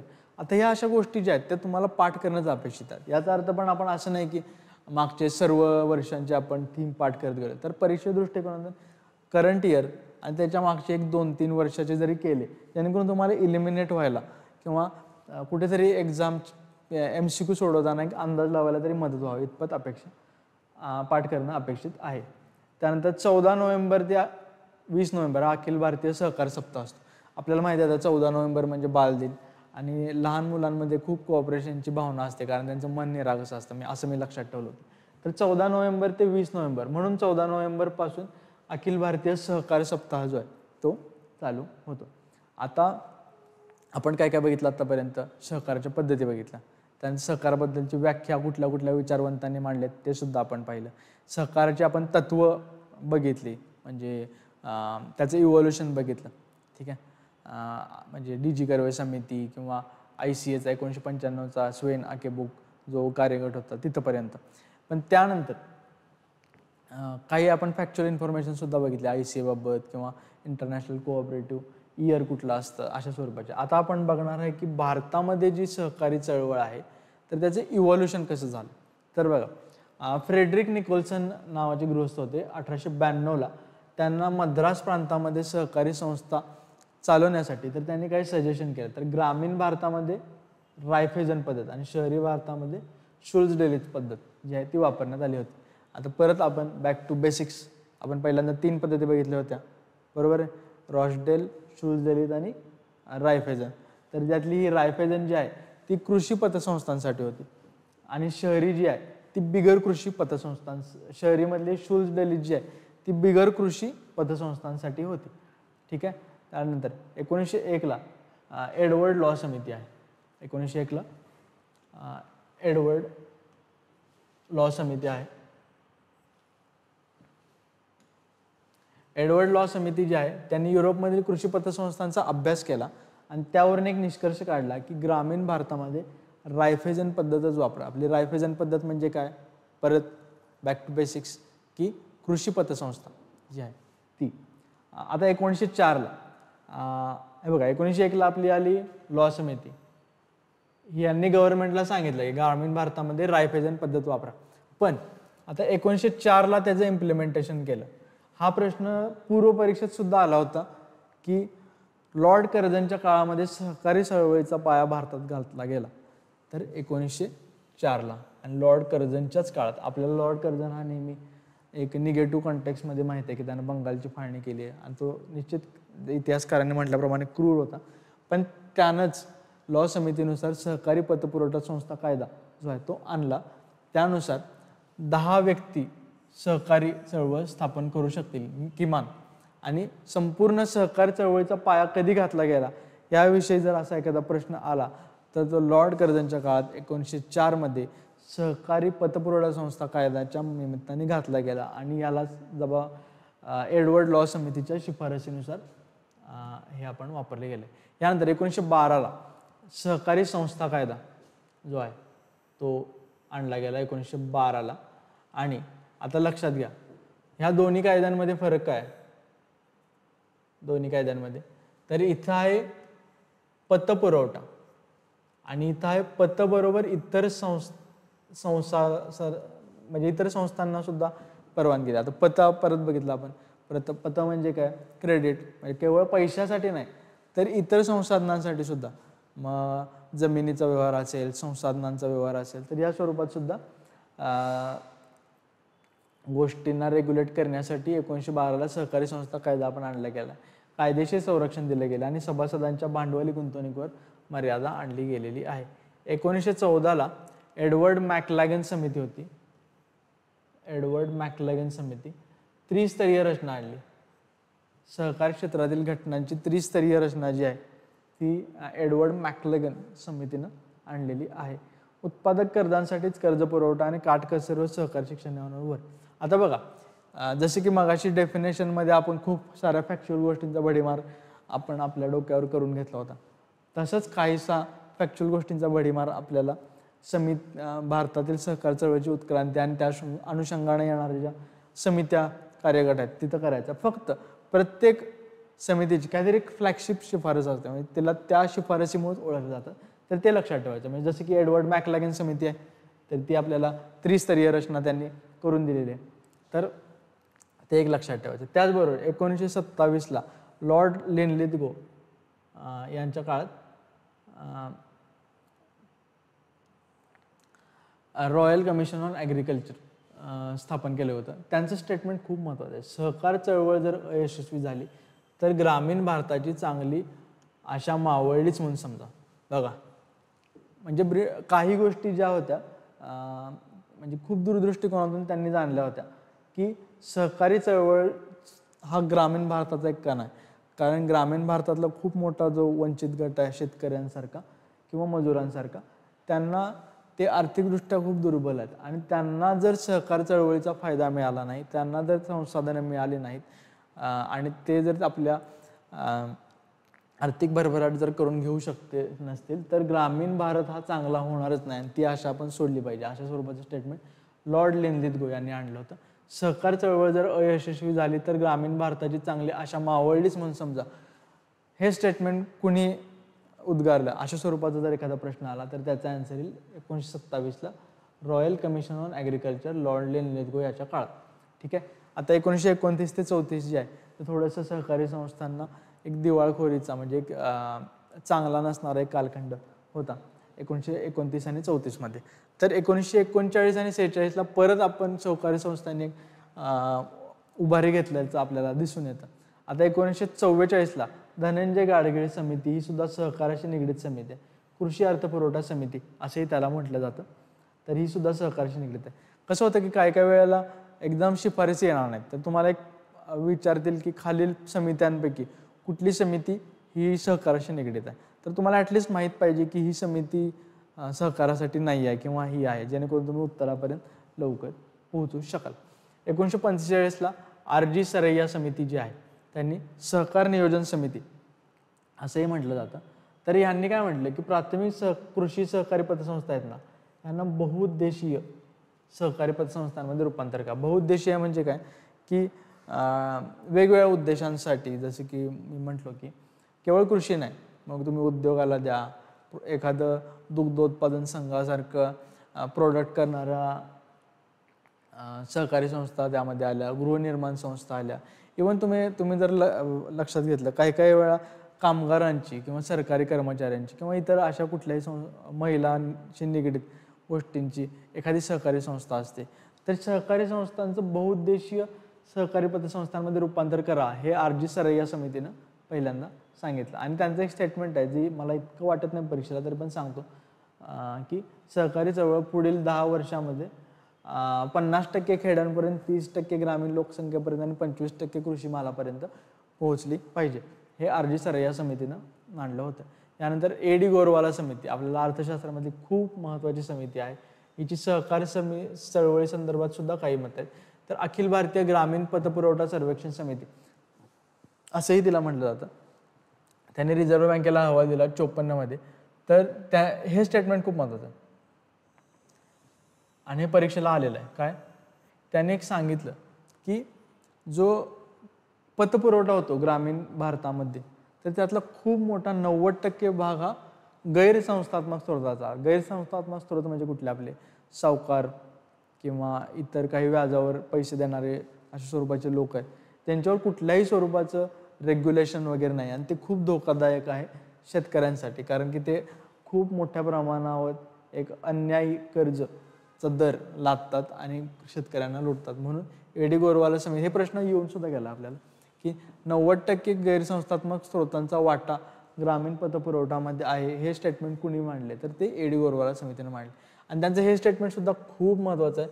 ते म्हणजे सहकारी संस्था अयशस्वी ठरल्या पण सहकार यशस्वी झाला पाहिजे. याचा अर्थ काय की त्यांना असं म्हणायचं आहे की संस्थात्मक स्ट्रक्चर जे आहे सहकारी संस्थाचं ते अयशस्वी आहे, पण सहकाराची जी भावना आहे की एकत्र येऊन एक कलेक्टिव्ह गुड काहीतरी आपण चांगलं तयार करणं आणि त्याचा वाटा जो आहे तो सर्वांना डिस्ट्रीब्यूट करणं, किंवा जसं म्हणतो की एकट्याला जे होत नाही ते खूप जणांना मिळून होतं. तर अशा स्वरूपाची भावना जी आहे ती यशस्वी झालीच पाहिजे. मग त्यांनी असं म्हटलं की भले संस्था यशस्वी आहेत पण ही सहकाराची भावना जी आहे ती कायमस्वरूपी राहिलीच पाहिजे, ती यशस्वी झालीच पाहिजे. हे स्टेटमेंट एक महत्त्वाचं आहे खूप. जसं की आपण मगाशी कुठलं बघितलं अजून एक स्टेटमेंट, तर सहकारी चळवळ जर अयशस्वी झाली तर ग्रामीण भारताची चांगली आशा मावळलीच म्हणून समजा. हे रॉयल कमिशन ऑन ॲग्रिकल्चरचं स्टेटमेंट आहे. आणि सहकारी संस्था अयशस्वी ठरल्या पण सहकार यशस्वी झाला पाहिजे हे AD गोरवाला समितीचं स्टेटमेंट आहे. यानंतर 1959ला S निजलिंगप्पा समिती आहे, working group on cooperative farming असं आहे. तर त्यांनी एक सांगितलं होतं की एक गाव एक सहकारी संस्था हे तत्व जे आहे ते शिथिल करा. म्हणजे काय, एकाच गावात एक संस्था नको, तर गरज असेल तर थोडंसं डिसेंट्रलायझेशन करा, अजून वेगवेगळ्या प्रकारच्या संस्था आणा. त्याचबरोबर एकाच संस्थेत विविध उपसमित्या ज्या आहेत त्या आणा. भूविकास बँकाने दीर्घ मुदतीची कर्ज द्यावी, ही एक निजलिंगप्पा समितीची शिफारस आहे. म्हणजे आपण जर व्यवस्थित विचार केला तर निजलिंगप्पा समिती जी आहे ती तुमची डिसेंट्रलायझेशनकडे झुकणारी आहे. म्हणजे सहकारी संस्थांना जास्तीत जास्त पॉवर द्या, वेगवेगळ्या क्षेत्रांमध्ये काम करण्याची संधी द्या, अशा स्वरूपाचे त्यांनी हे केलं आहे. त्यानंतर 1959ला वैकुंठलाल मेहता समिती आहे, सहकार व ग्रामीण विकासाच्या परीक्षणासाठी ही समिती नेमली होती. वैकुंठलाल मेहता आपल्याला माहिती आहे, सहकार क्षेत्रातलं खूप मोठं नाव आहे. इव्हन पुण्यामध्ये सुद्धा वामनिकुम नावाचे इन्स्टिट्यूट आहे, Vaikunthlal Mehta institute of cooperative management अशी संस्था जी आहे. तर ती वैकुंठलाल मेहता समिती 1959ची आहे. तर त्यांनीच काय सांगितले, नगदी कर्ज म्हणजे पैशाच्या स्वरूपात कर्ज देण्याऐवजी बियाणे आणि अवजारे स्वरूपात सुद्धा कर्ज द्या. कारण की बऱ्याचदा काय होतं की जो पैसा शेतकऱ्यांना किंवा सभासदांना दिलाय तो ज्या कारणासाठी दिलाय त्या कारणासाठी न वापरता दुसऱ्या कारणासाठी वापरला जातो. मग त्याऐवजी बियाणे आणि अवजारे स्वरूपातच डायरेक्ट कर्ज द्या असं त्याने सांगितलं. त्याचबरोबर पीक तारण कर्ज देशभरात व्हावं असं द्यावं असंही वैकुंठलाल मेहता समितीने सांगितलं होतं. 1964ला दांतवाला समिती आहे, ही खूप महत्त्वाची समिती आहे. त्याचा आपण ॲग्रोनॉमीमध्ये कृषी अर्थशास्त्रामध्ये सुद्धा अभ्यास करणार आहे. तरी सहकार विपणन समिती, आता विपणन हा मराठी शब्द आहे, आपल्याला जो जवळचा शब्द आहे तो म्हणजे मार्केटिंग, बरोबर ना. तर मार्केटिंग जो आहे तर कसं आहे की शेतकऱ्यांना केवळ प्रोडक्ट तयार करून फायदा नाही, तर ते मार्केटमध्ये आणण्यासाठी विपणनसुद्धा तितकंच महत्त्वाचं आहे, मार्केटिंगसुद्धा तितकंच महत्त्वाचं आहे. तर 1966मध्ये या समितीचा अहवाल आला. तर त्यांनी काय सांगितलं की द्विस्तरीय सहकारी संस्था असाव्यात, जिल्हा व ग्रामीण पातळीवर. सहकारी खरेदी विक्री संस्थांनी वितरण व पुरवठ्याचे देखील कार्य करावे. बघा, आता वितरण आणि पुरवठा जो आहे तो एकंदरीतच मार्केटिंगचा पार्ट आहे, तर ते सुद्धा तिथं असं. त्याचबरोबर स्टेट ट्रेडिंग कॉर्पोरेशन आणि FCI ज्या आहेत ह्या आपल्या ॲक्च्युली या स्टोरेज म्हणजे धान्याची साठवण आणि वितरण करणाऱ्याच संस्था आहेत त्या स्टेट ट्रेडिंग कॉर्पोरेशन FCI. यासुद्धा आपण ॲग्रोनॉमीमध्ये येणाऱ्या लेक्चरमध्ये बघणारच आहोत. पण त्यांनी सुद्धा सहकारी संस्थांकडूनच खरेदी करावी असं दांतवाला समितीनं सांगितलं होतं. यानंतर 1964ला RN मिर्धा समिती नावाची एक समिती होती. त्यांनी सहकार निकष व अवलोकन समिती असंही त्याला म्हटलेलं जातं या समितीला, RN मिर्धा समितीला. तर 64ची समिती आहे. त्यांनी सांगितलं होतं की ह्या संस्थांमध्ये सावकार आणि ठेकेदार जे आहेत त्यांनाच सभासदत्व नको. सावकार आणि ठेकेदार, कारण की हे गैरसंस्थात्मक लोक आहेत, यांच्यावर कुठल्याही प्रकारचं नियंत्रण नाही आहे आणि ते सहकार चळवळीसाठी घातक आहेत. म्हणून RN मिर्धा समितीला 64नं सांगितलं की सावकार आणि ठेकेदार यांना सभासद नको. त्याचबरोबर लेखापरीक्षण आणि शासकीय संस्थेकडूनच घेतलं पाहिजे. का तर ते एक वचक राहतो आणि लेखापरीक्षण म्हणजेच ऑडिट. सहकारी संस्थाचा कारभार जो आहे तो तत्वानुसार चालतोय का नाही, आवक जावक वगैरे गोष्टी व्यवस्थित आहेत का नाही, आणि खरंच सभासदांना त्याचा फायदा होतोय का, नफ्याची न्याय वाटणी होते का, अशा स्वरूपाचं जे लेखापरीक्षण आहे ते शासकीय संस्थेकडूनच घ्या आणि कामगार व कारागिरांना घ्या, हे सुद्धा RN मिर्धा समितीने सांगितलं होतं. 1966ला B व्यंकटयप्पा समिती जी आहे, अखिल भारतीय ग्रामीण पतपुरवठा पुनर्पाहणी समिती असं म्हटलं जातं. तर ह्याच्या फ्लॅगशिप शिफारसी काय आहेत त्या बघू आपण.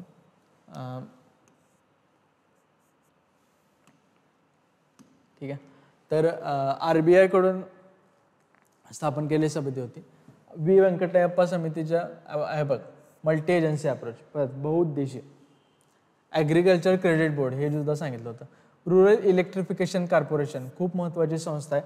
आपल्याला GS4च्या जो शेवटचा सायन्स टेकमधला एनर्जी नावाचा पॉईंट आहे त्यामध्ये सुद्धा रुरल इलेक्ट्रिफिकेशन कॉर्पोरेशन महत्त्वाची आहे. ही संस्था एक माहीत असावी ॲडिशनल इन्फॉर्मेशन म्हणून सांगतो, 1969ला स्थापन झाली आहे आणि ही व्यंकटयप्पा समितीच्या शिफारसीवर रुरल इलेक्ट्रिफिकेशन कॉर्पोरेशन आपली स्थापन झालेली आहे. त्यानंतर स्मॉल फार्मर्स डेव्हलपमेंट एजन्सी ही सुद्धा व्यंकटयप्पा समिती आहे. म्हणजे एकदम आधुनिक काळाला अनुसरून शिफारसी ज्या आहेत या व्यंकटयप्पा समितीनं आणलेल्या आहेत. यानंतर BV शिवरामन समिती आपल्याला खूप महत्त्वाची समिती आहे. हीच समिती जी आहे जिनं नाबार्डची स्थापनेची शिफारस सरकारला केली होती. तर 1979ची समिती आहे ही आपल्याला ही खूप महत्त्वाची समिती आहे when it comes to agricultural economics. Committee to review the arrangement for institutional credit for agriculture and rural development. नाबार्डची स्थापना जी आहे ही बी शिवरामन समितीच्या अंतर्गत झालेली आहे. 1986ला AM खुसरो समिती एक आहे 1986ला. ॲग्रिकल्चर क्रेडिट रिव्ह्यूज कमिटी असं सुद्धा म्हणतात त्याला. भारत सरकार आणि वर्ल्ड बँक जे आहे यांनी एकत्र येऊन ही समिती स्थापन केली 86ला. यांनी सांगितलं होतं की कोऑपरेटिव्ह सोसायटी ज्या आहेत त्यांना अधिक स्वायत्तता मिळायला पाहिजे, मोर ऑटोनॉमी. जसं आपण बघतोय की 80, 60, 80s या दशकानंतर थोडंसं डिसेंट्रलायझेशन, ऑटोनॉमी अशाकडं एक कल झुकलेला आपल्याला दिसून होतं. त्याचबरोबर पॅक्स म्हणजे आपल्याला माहिती आहे, पॅक्स म्हणजे काय, प्रायमरी ॲग्रिकल्चर कोऑपरेटिव्ह सोसायटीज यांच्या संरचनेत सुधारणा करा. 1990ला ब्रह्मप्रकाश चौधरी समिती एक आहे, तर त्यांनी सांगितलं होतं की सहकाराचा मॉडेल कायदा त्यांनी सुचवला होता.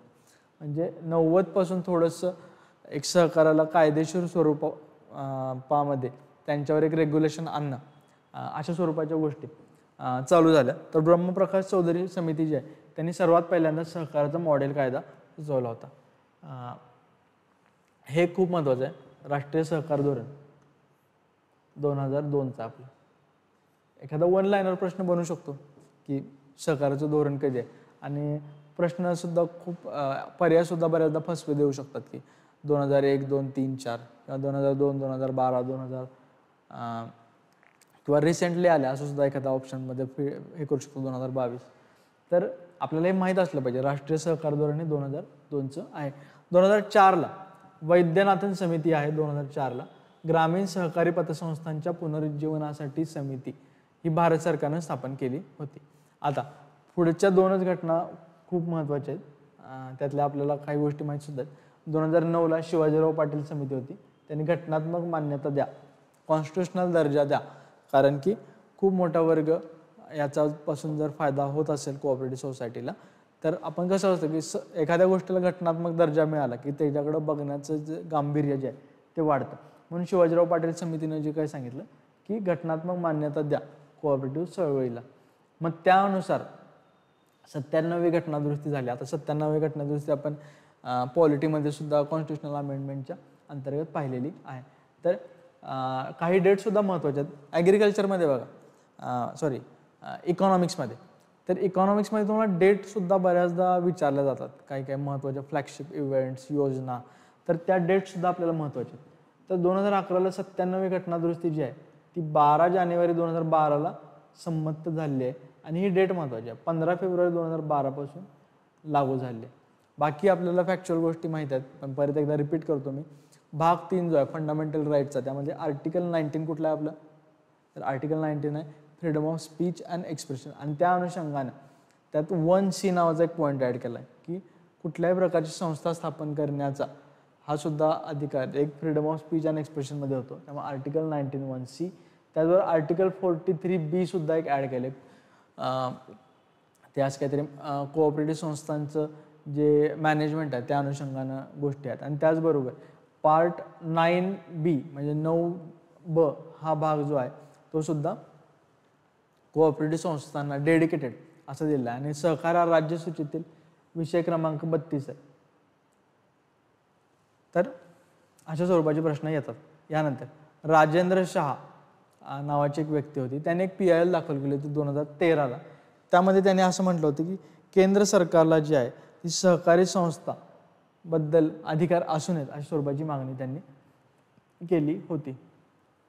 आता हे आपण बघितलं की देशभरातल्या पातळीवर सहकारी चळवळीची वाढ कशी झाली, त्याचं इव्हॉल्युशन कसं झालं, वेगवेगळ्या समित्यांचे काय म्हणणं होते, आणि त्याचबरोबर आपण केवळ म्हणजे ब्रिटिश काळामधले जे सहकारी चळवळीचे कायदे होते तिथपासून 2011ला आपण जी कॉन्स्टिट्युशनल अमेंडमेंट झाली 97 तिथपर्यंतचा प्रवास आपण बघितला. आता महाराष्ट्रातील सहकारी चळवळ जी आहे ती बघू.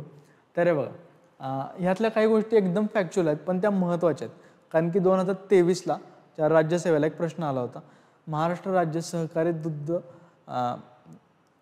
संस्था अधिनियम हा कधीचा आहे, तर तो 1961चा आहे, आणि त्या एक्झाममध्ये तो 1960चा असं दिला होता. तर ते चुकीचं आन्सर होतं. त्यामुळे महाराष्ट्रातली सहकारी चळवळ जी आहे ती सुद्धा खूप महत्त्वाची आहे.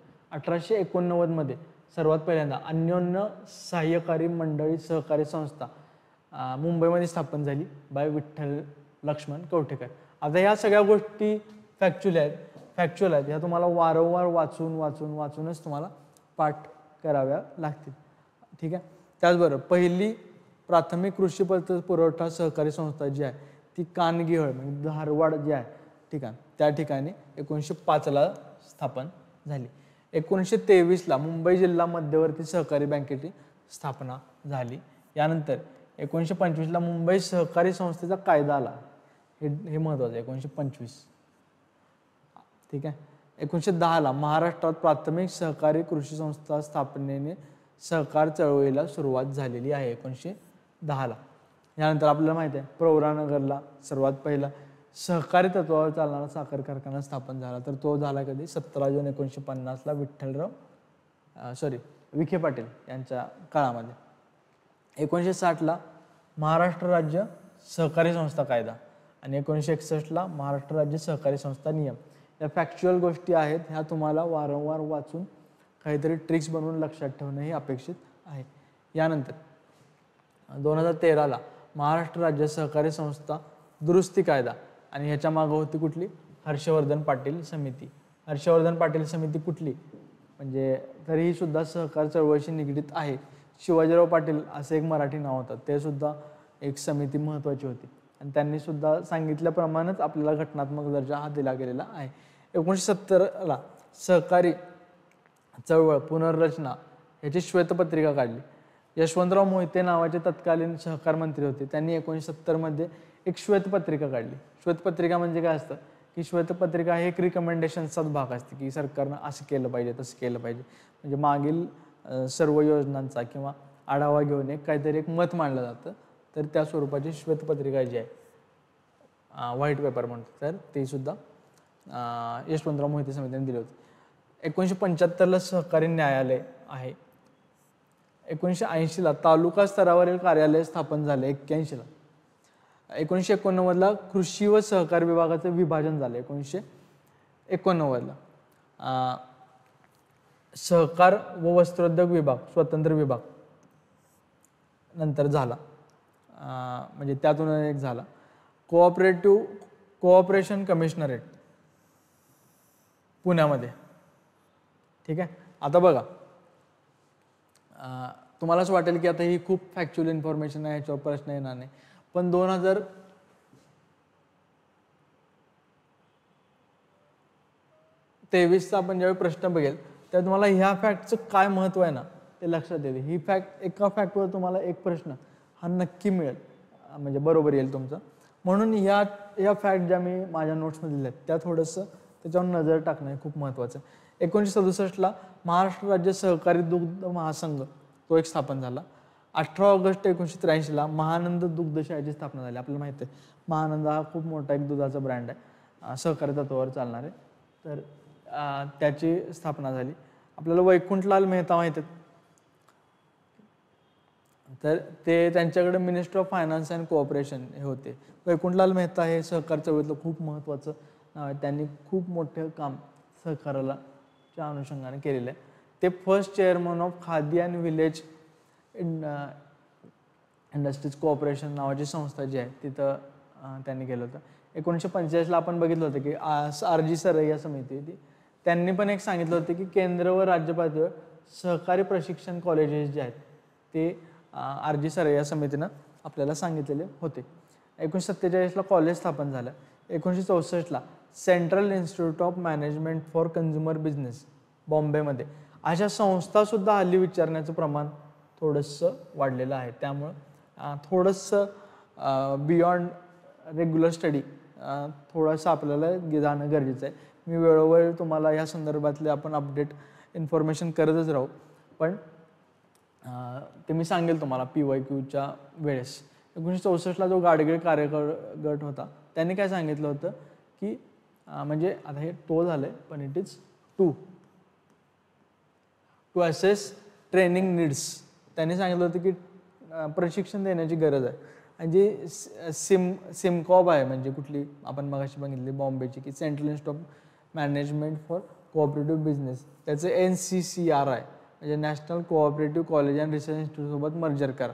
आणि 1967 त्याला वॉमनिकॉम जे आहे पुण्यामध्ये संस्था आहे युनिव्हर्सिटीजवळ, त्याला त्यांचं नाव दिलं गेलेलं आहे. आता ही रिसेंट डेव्हलपमेंट आहे पुढचे की सहकार मंत्रालय स्थापन झालं आपलं. ते कधी झालंय? 6 जुलै 2021ला. आपले अमित शहा जे आहेत ते त्याचे मिनिस्टर आहेत. 6 जुलै 2021ला स्थापन झाले. आणि याचं एक टॅगलाईन आहे, ती सुद्धा एखाद्या स्टेटमेंटमध्ये येऊ शकते, फ्रॉम कोऑपरेशन टू प्रॉस्पेरिटी, म्हणजेच सहकार से समृद्धी असा त्याचा एक नारा आहे. National council for cooperative training new दिल्लीमध्ये आहे. 1951ला आरे मुंबई सहकारी दुग्ध व्यवसाय सुरू झाला. आरेमध्ये आपल्याला माहिती आहे आरे कारशेडचा किंवा मेट्रो कारशेडचा प्रकल्प एक चालू होता, त्यामुळं आरे सारखा वर्ड जो आहे तो चर्चेमध्ये होता, तर तो सहकारी दुग्ध संस्थेचाच आहे. 1958ला दुग्ध व्यवसाय विभाग चालू झाला. 1967ला सहकारी तत्वावर दुग्ध व्यवसाय आहे. 1967ला राज्य पातळीवर सहकारी दुग्ध महासंघ.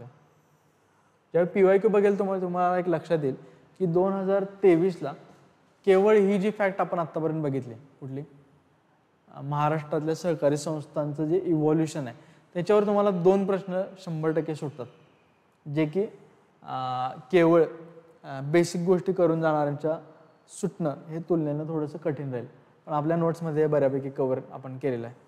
आता आपल्याला माहिती आहे 1960चा एक आपल्याला कायदा होता सहकारी संस्थाचा, त्याच्यामध्ये काळानुसार काही बदल करण्याची ज्यावेळी गरज आली तेव्हा आपण 2013मध्ये सुद्धा त्यामध्ये आपण काही चेंजेस केले आहेत. तर तो आपण एक तुलनात्मक तक्ता आहे, तो आपण एक बघू. तर हे बघा 60चा कायदा आणि 13चा कायदा ह्यामध्ये फरक काय ते एकदा आपण बघून घेऊ. तर 1960च्या कायद्यामध्ये असं काही नव्हतं की तज्ज्ञ व्यक्तीच संचालक म्हणून स्वीकारले पाहिजेत, असं काही नव्हतं. कुणालाही संचालक होता येत होतं. 2013मध्ये सांगितलं की नाही, फक्त एक्सपर्ट लोकच घेतले पाहिजेत. त्याचबरोबर जो संचालक आहे तो कार्यशील असला पाहिजे, म्हणजे असं नाही की जस्ट आपण नेमणूक झाली आणि एक ॲक्टिव्ह इनपुट काय सरकारी संस्थेमध्ये देत नाही, तर तसं नसलं पाहिजे. तर तो ॲक्टिव्ह असला पाहिजे. सहकाराच्या संस्थेच्या बऱ्याच गोष्टीमध्ये त्याचा एक ॲक्टिव्ह पार्टिसिपेशन पाहिजे. जागृत सदस्यांनाच विचारात घ्यावे. म्हणजे काय जागृत सदस्य म्हणजे काय? जे खरंच ॲक्टिव्ह पार्टिसिपेट करतात. जर त्यांनी तसं केलं नाही तर 5 वर्षात त्यांना मतदानाचा हक्क, 5 वर्ष त्यांनी काहीच ॲक्टिव्हली पार्टिसिपेशन केलं नाही तर त्यांना मतदानाचा हक्क काढून देऊ नये आणि 10 वर्षामध्ये नंतर त्यांना संस्थेतूनच काढलं जावं. यानंतर पहिली दुरुस्ती ज्या करायच्या आहेत त्या राज्याच्या पद्धतीनुसार करायचं असंही होतं. पण नंतर काय केलं त्यांनी की मॉडेल कायदा जो आहे त्याला अनुसरून दुरुस्ती करा असं एक सांगितलं. त्याचबरोबर टीचिंग आणि ट्रेनिंग जे आहे, म्हणजे जसं की म्हटलं की सहकारी संस्थेत काम करण्यासाठी सुद्धा काहीतरी ट्रेनिंग द्यावं लागतं, काही डिझायर्ड स्किलसेट आपल्याला इम्प्रूव्ह करायचं. तर तो आधी नव्हता, पण नंतर संबंधित व्यक्तींना शिक्षण व प्रशिक्षण देणं असावं हे 2013मध्ये आपण ॲड केलेलं आहे. यानंतर व्यवस्थापकीय समिती जी होती तिचा कार्यकाळ 1960नुसार 6 वर्ष होता, जो नंतर 2013मध्ये आपण 5 वर्ष केलेला आहे. छोट्या छोट्या गोष्टी आहेत पण ह्याच्यावर प्रश्न एखादा बनू शकतो. ह्याच्या आधी निवडणुका ज्या आहेत ते जिल्हाधिकारी घ्यायचे किंवा सहकार विभाग जो आहे तो घ्यायचा. आता मात्र एक डेडिकेटेड निवडणूक प्राधिकरण असावं जेणेकरून चांगल्या पद्धतीने निवडणुका होतील आणि योग्य व्यक्तीची निवड जी आहे ती सहकारी संस्थेवर होईल. त्याचबरोबर जे हिशोब तपासणी म्हणजे ऑडिट जे आहे ते आधी 6 महिन्यात व्हायचं, आता आपल्याला 4 महिन्यात होतं. आणि निबंधक जे आहेत रजिस्ट्रार आहेत ते आधी सक्तीचं होतं, आता सक्तीचे तर आहेत पण ते रेग्युलर पाहिजे. ठीक आहे, म्हणजे काहीतरी रेग्युलर फ्रिक्वेन्सीनं त्यांनी त्याचं इव्हॅल्युएशन वगैरे केलं पाहिजे. त्याचबरोबर व्यवस्थापकीय समिती जी आहे ती त्यामध्ये एक सदस्यपद हे SC/STला असावं. आता नवीन कायद्यानुसार एक SC/STला असावं आणि त्याचबरोबर वुमनचं पार्टिसिपेशनसुद्धा त्यामध्ये असलं पाहिजे हे सांगितलं. आता आपण बघितलं 2012ला आधीच बघितलं होतं की 2012ला आंतरराष्ट्रीय सहकार वर्ष जे आहे ते होतं. मग यशवंतराव चव्हाणांचं जन्मशताब्दी वर्षही मानलं जातं ते 2012. ठीक आहे, मग सहकारातून समृद्धीकडे असा जो नारा आहे म्हणजे आपण मगाशीच बघितलं फ्रॉम कोऑपरेशन टू प्रॉस्पेरिटी हा आपल्या जी मिनिस्ट्री ऑफ कोऑपरेशन आहे तिचं सुद्धा नाव आहे. तर राज्य सहकार विभागाने सुद्धा ह्या सोहळ्याचं नाव यशवंत सहकार सोहळा, चुकून एखादा क्वेश्चन फ्रेम झाला तर आपल्याला माहीत असावं की यशवंत सहकार सोहळा जो आहे तो सहकाराशी निगडीत आहे. 2012 जेव्हा यशवंतराव चव्हाणांचं जन्मशताब्दी वर्ष होतं तेव्हा आणला गेला होता. आता अजून काही थोडी एक फॅक्च्युअल इन्फॉर्मेशन आहे ती माहीत असणं अपेक्षित आहे. एक तर अमूल जी आहे ती 9व्या क्रमांकाची दुग्धोत्पादन कंपनी होती जगामध्ये. महाराष्ट्र राज्य सहकारी कृषी व ग्रामीण विकास बँक जी आहे ती 2015 अवसायनात म्हणजेच दिवाळखोरीत निघाली. त्याचबरोबर 2021-22 2.17 लाख सहकारी संस्था होत्या. त्यापैकी 53% गृह, 19% पत आणि बाकी कृषी प्रक्रिया आणि विपणन. एखादा असा सिक्वेन्सने प्रश्न येऊ शकतो की महाराष्ट्रामध्ये ज्या सहकारी संस्था आहेत त्यामध्ये सर्वात जास्त प्रमाण कुठलं आहे, किंवा एका उत्तर द्या क्रमाने लाव की सर्वात जास्त सहकारी संस्थांचं प्रमाण असणार आहे. तर त्यामध्ये कसं आहे ना, सर्वात जास्त आपण बघतो की 53% गृह, तुमचा आन्सर असं येणार गृह, त्यानंतर पत आणि त्यानंतर कृषी व पणन.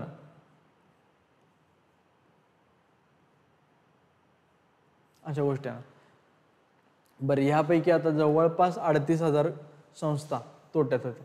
हे बघा, आता इकॉनॉमिक्समध्ये हल्लीच्या काळात काय झालं थोडंसं की म्हणजे नंबर गेम खूप झाला. म्हणजे मुद्दा म्हणून एक नंबर चुकवतात, जो नंबर आपल्याला माहीत पण लक्षात राहत नाही. उदाहरणार्थ की मार्च 2022 अखेर महाराष्ट्रामध्ये primary agriculture cooperative society around 28,756 होत्या, असा एखादा प्रश्न आला तर ते कधी कधी नंबरसुद्धा चुकवतात. मग ॲटलिस्ट आपल्याला पूर्ण नंबर थोडंसं लक्षात राहणं हे थोडंसं ह्युमनली कधी कधी एरर राहू शकते.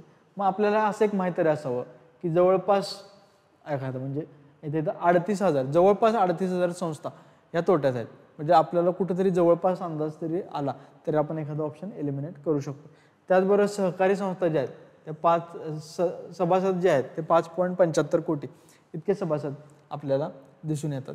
1963 राष्ट्रीय सहकारी विकास महामंडळ जे आहे ते स्थापन झालं आणि 1965 राष्ट्रीय डेअरी विकास महामंडळ म्हणजे नॅशनल डेअरी डेव्हलपमेंट बोर्ड जे आहे ते स्थापन झालं. ठीक आहे. आणि हे आहे नॅशनल कोऑपरेटिव्ह डेव्हलपमेंट कॉर्पोरेशन. ह्याच्या संदर्भामध्ये आपण ॲग्रिकल्चर इकॉनॉमीमध्ये सुद्धा काही माहिती घेणारच आहे. तर हे 2 पॉईंट जे आहेत ते 1963 नॅशनल कोऑपरेटिव्ह डेव्हलपमेंट कॉर्पोरेशन आणि 1965 नॅशनल डेअरी डेव्हलपमेंट बोर्ड हे स्थापन झालेलं आहे. अशा तऱ्हेने आपण सहकाराशी निगडीत बऱ्यापैकी थिअरी जी आहे ती कव्हर केलेली आहे. त्या अनुषंगाने येणाऱ्या अर्थसंकल्पामध्ये म्हणजे आपली परीक्षा जी 2024ची मला वाटते 28 एप्रिलच्या दरम्यान असेल, तर त्या अनुषंगाने ज्यावेळी अर्थसंकल्प आणि बजेट येईल तेव्हा आपण सहकाराशी निगडीत या टॉपिकमधल्या काही गोष्टी असतील त्यासुद्धा अद्ययावत करण्याचा किंवा अपडेट करण्याचा आपण प्रयत्न करू. तर ह्या नोट्स ॲक्च्युली पुरेशा आहेत. याच्या पलीकडे फार काही करण्याची गरज नाही. मी तर म्हणतो काही करण्याची गरज नाही. ह्याच फॅक्च्युअल इन्फॉर्मेशन आणि ह्याच कन्सेप्टवर तुम्हाला प्रश्न विचारला जाईल. आता आपण थोडेसे प्रश्न बघू. ठीक आहे.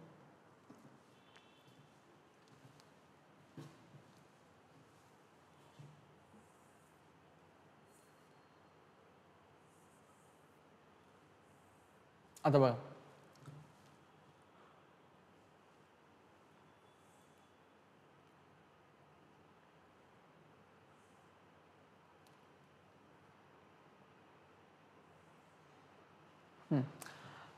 एक प्रश्न आहे. आपण हे रिसेंटचे प्रश्न बघतोय 21, 22, 23च्या दरम्यानचे, जेणेकरून तुम्हाला एक थोडा अंदाज येईल की कशा प्रकारचे प्रश्न सहकारावर आपण एक्सपेक्ट करू शकतो. तर सर्वात पहिला प्रश्न आहे, राष्ट्रीय विकास महामंडळाकडून भारतातील सहकारी चळवळीचा आढावा कधी घेण्यात आला? ऑप्शन आहेत 1951, 1948, 1955, 1958. किंवा परत एकदा इंग्लिशमध्ये, when was the report of cooperative movement in India taken by the national development council म्हणजेच NDC. तर हे बघा, ह्यामध्ये आता असा विचार एकंदरीतच संपूर्ण अर्थशास्त्राचा अभ्यास जो आहे तो यासाठी महत्त्वाचा आहे. कारण की आपल्याला माहिती आहे प्लॅनिंग कमिशनच्या अनुषंगाने NDCची जी स्थापना जी आहे ती कधीची आपली, तर ती आहे आपली 1952 ची स्थापना, बरोबर.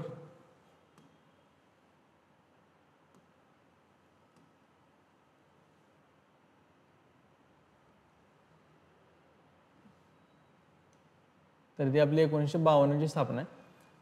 तर 1952 ची स्थापना असेल तर 1948 आणि 1951 हे ऑप्शन तरी येणार नाही आहेत. तर राहिले दोन कुठले, 1955 आणि 1958 असे दोनच ऑप्शन आपल्याला राहतात. मग त्यातला तुम्ही 50-50च्या चान्सेसवर येऊ शकता. आणि त्याचबरोबर हा प्रश्न जो आहे हा सुद्धा PYQ आहे. म्हणजे याआधी मला वाटतं की STIच्या एका पेपरला हा प्रश्न येऊन गेला. त्यामुळे PYQचं महत्त्व सुद्धा एक लक्षात येतं की PYQच्या आधारे तुम्हाला काही प्रश्न हे डायरेक्ट येऊ शकतात. पुढचा प्रश्न आहे, सहकारातील सुधारणा सुचवण्यासाठी नियुक्त करण्यात आलेली नव्हती अशी समिती कुठली. आता आपण जसं मगाशी बघितलं SS मराठे समिती होती, वैद्यनाथन समिती सुद्धा होती. त्या पण विजय केळकर समिती जी आहे ही नव्हती. विजय केळकर समिती ही मोस्टली वित्तीय सुधारणांसाठी किंवा जे आपण FRBMचा ॲक्ट वगैरे बघतो तर त्या सुधारणांसाठी होती. तर ह्याचा आन्सर 2 आहे, 4 नाही. ह्याचा आन्सर 2 आहे. कुठली नव्हती असं विचारले, बाकीच्या होत्या. मग आता हे लक्षात ठेवा, SS मराठे होती, K माधवराव समिती होती आणि वैद्यनाथन समिती होती. मी मगाशी म्हटलं की आपण जो एक आढावा घेतला भारतातल्या सहकारी चळवळींची उत्क्रांती जी आहे तर त्या अनुषंगानं प्रत्येक समिती जी फ्लॅगशिप शिफारस कुठली आहे एवढं जरी माहीत असेल तरी आपल्याला प्रश्न सुटण्यास फार अडचण येत नाही. आता पुढचा एक प्रश्न आहे, सहकाराची तत्वे आणि कायदा या पुस्तकात सहकाराची व्याख्या कोणी मांडली आहे. VL Mehta, Paul Lambert, H culvert आणि रेझॉस C बिने. आता बघितलं आपल्या नोट्समध्येच हा प्रश्न होता की laws and principles of cooperation हे पुस्तक कोणी लिहिलं तर ते होतं H कल्वर्ट. हा फॅक्च्युअल स्वरूपाचा प्रश्न आहे त्यामुळे ही माहिती थोडीशी माहीत असणं आपल्याला अपेक्षित आहे. आता हा खूप कॉमन सेन्सवाला प्रश्न आहे पुढचा 52 नंबरचा की भारतातील सहकारी चळवळीचे दोष कुठले आहेत. निधीची कमतरता हा दोष असू शकतो का, तर येस असू शकतो, कारण निधीची कमतरता असणं हा दोषच आहे. खाजगी संस्थांची स्पर्धा हा दोष असू शकतो का, हो असू शकतो. का, कारण की खाजगी संस्था या पूर्ण नफ्याच्या तत्वावर चालतात. ते खूप उच्च प्रतीची उत्पादन क्षमता त्यांच्याकडे चांगल्या प्रकारची असते, चांगल्या प्रकारचं तत्त्वज्ञान असतं. त्याचबरोबर त्यांचं भांडवलही खूप चांगलं असतं. त्यामुळं त्या जेव्हा येतात आणि त्या पर्टिक्युलरली जागतिकीकरणाच्या काळामध्ये जर खाजगी संस्था जर मार्केटमध्ये आल्या तर सहकारी चळवळीत ही त्यांच्यासमोर थोडीशी कमकुवत दिसते. म्हणून हा एक दोष आहे. ग्रामीण भागातील जीवनमान उंचावण्यास मदत होते हा दोष नाही, तर हा त्याचा एक फायदा आहे. त्यामुळे हा दोष नाही आहे, त्यामुळे हे निघणार. हा एक कॉमन सेन्सवाला प्रश्न आहे. म्हणजे हा तुम्ही कुठल्याही प्रकारचा अभ्यास न करता जरी तुम्ही गेला तरी तुम्हाला प्रश्न सुटेल. दोषयुक्त व्यवस्थापन आणि नेतृत्व हा एक प्रश्न दोष आहे. कारण की बऱ्याचदा जी मॅनेजमेंट आहे ती तेवढी वेल क्वालिफाईड नसते किंवा पॉलिटिसाइज्ड झालेली असते, राजकीयदृष्ट्या प्रेरित असते. त्यामुळे सुद्धा ABD असं त्याचा आन्सर येईल 3 नंबरचा ऑप्शन. खालील व्याख्या कोणी मांडल्या आहे. समान आर्थिक उद्दिष्ट साध्य करण्यासाठी समान गरजा असणारे अनेक लोक स्वेच्छेने ज्या चळवळीत सहभागी होतात त्यास सहकार्याचे म्हणतात. बघा मी मगाशीच तुम्हाला बोललो आपल्या लेक्चरच्या सुरुवातीला की ज्या डेफिनेशन ज्या आहेत त्या डेफिनेशन करणं खूप महत्त्वाचं आहे. आणि त्या डेफिनेशन पूर्ण पाठ करण्यापेक्षा प्रत्येकानं आपल्या कुठल्या गोष्टीला जास्त महत्त्व दिले त्या अनुषंगाने जरी आपण बघितलं तर हे VL मेहता यांनी या संदर्भामध्ये हे स्टेटमेंट दिले. तर आपण बघितलं की VL मेहता, पॉल लॅम्बर्ट आहे किंवा आपले राष्ट्रीय नियोजन समिती या सर्व समित्यांनी किंवा अभ्यास गटांनी विचारवंतांनी एक डेफिनेशन मांडले तर ती माहीत असणं आपल्याला अपेक्षित आहे. हा बघा आता एक मगाशी बघितलं 1995ला मँचेस्टर येथे झालेल्या आंतरराष्ट्रीय सहकारी संघटनेच्या परिषदेत खालीलपैकी कोणती सहकार्याची तत्वे सुचवली होती. आपण बघितलं होतं की सहकार्याच्या तत्वांचं सुद्धा एक इव्होल्युशन झालं आहे 4 टप्प्यांमध्ये. रॉचडेलपासून 1966चा कर्वे गट आणि नंतर पुढे आलेला स्वान अकेबुक मँचेस्टरमध्ये. तर आपल्याला माहिती आहे त्यांनी सगळ्यात शेवटी आले तत्व कुठलं आहे तर समाजाबद्दलचं कर्तव्य. त्यामुळे हा ऑप्शन असलाच पाहिजे बी नसणार तुम्ही एलिमिनेट करा. हा एक एलिमिनेट झाला, हा एक एलिमिनेट झाला. आता आपल्याला हा तरी शुअर झाला बी असला पाहिजे. आता A आहे का C आहे तर बघा A आहे का C आहे तर सहकार अंतर्गत सहकार जो आहे तो तर त्यांनी स्वीकारलाच होता ना. सहकारांतर्गत सहकार तो त्यांनी स्वीकारलाच होता, त्यामुळे ह्याचा आन्सर तुमचं ए येतं. ॲक्च्युली त्यांनी राजकीय व धार्मिक तटस्थता सुद्धा होता, पण त्या फक्त त्यांनी त्याचं नाव चेंज केलं होतं. त्यांनी त्याचं नाव काय चेंज केलं होतं तर स्वातंत्र्य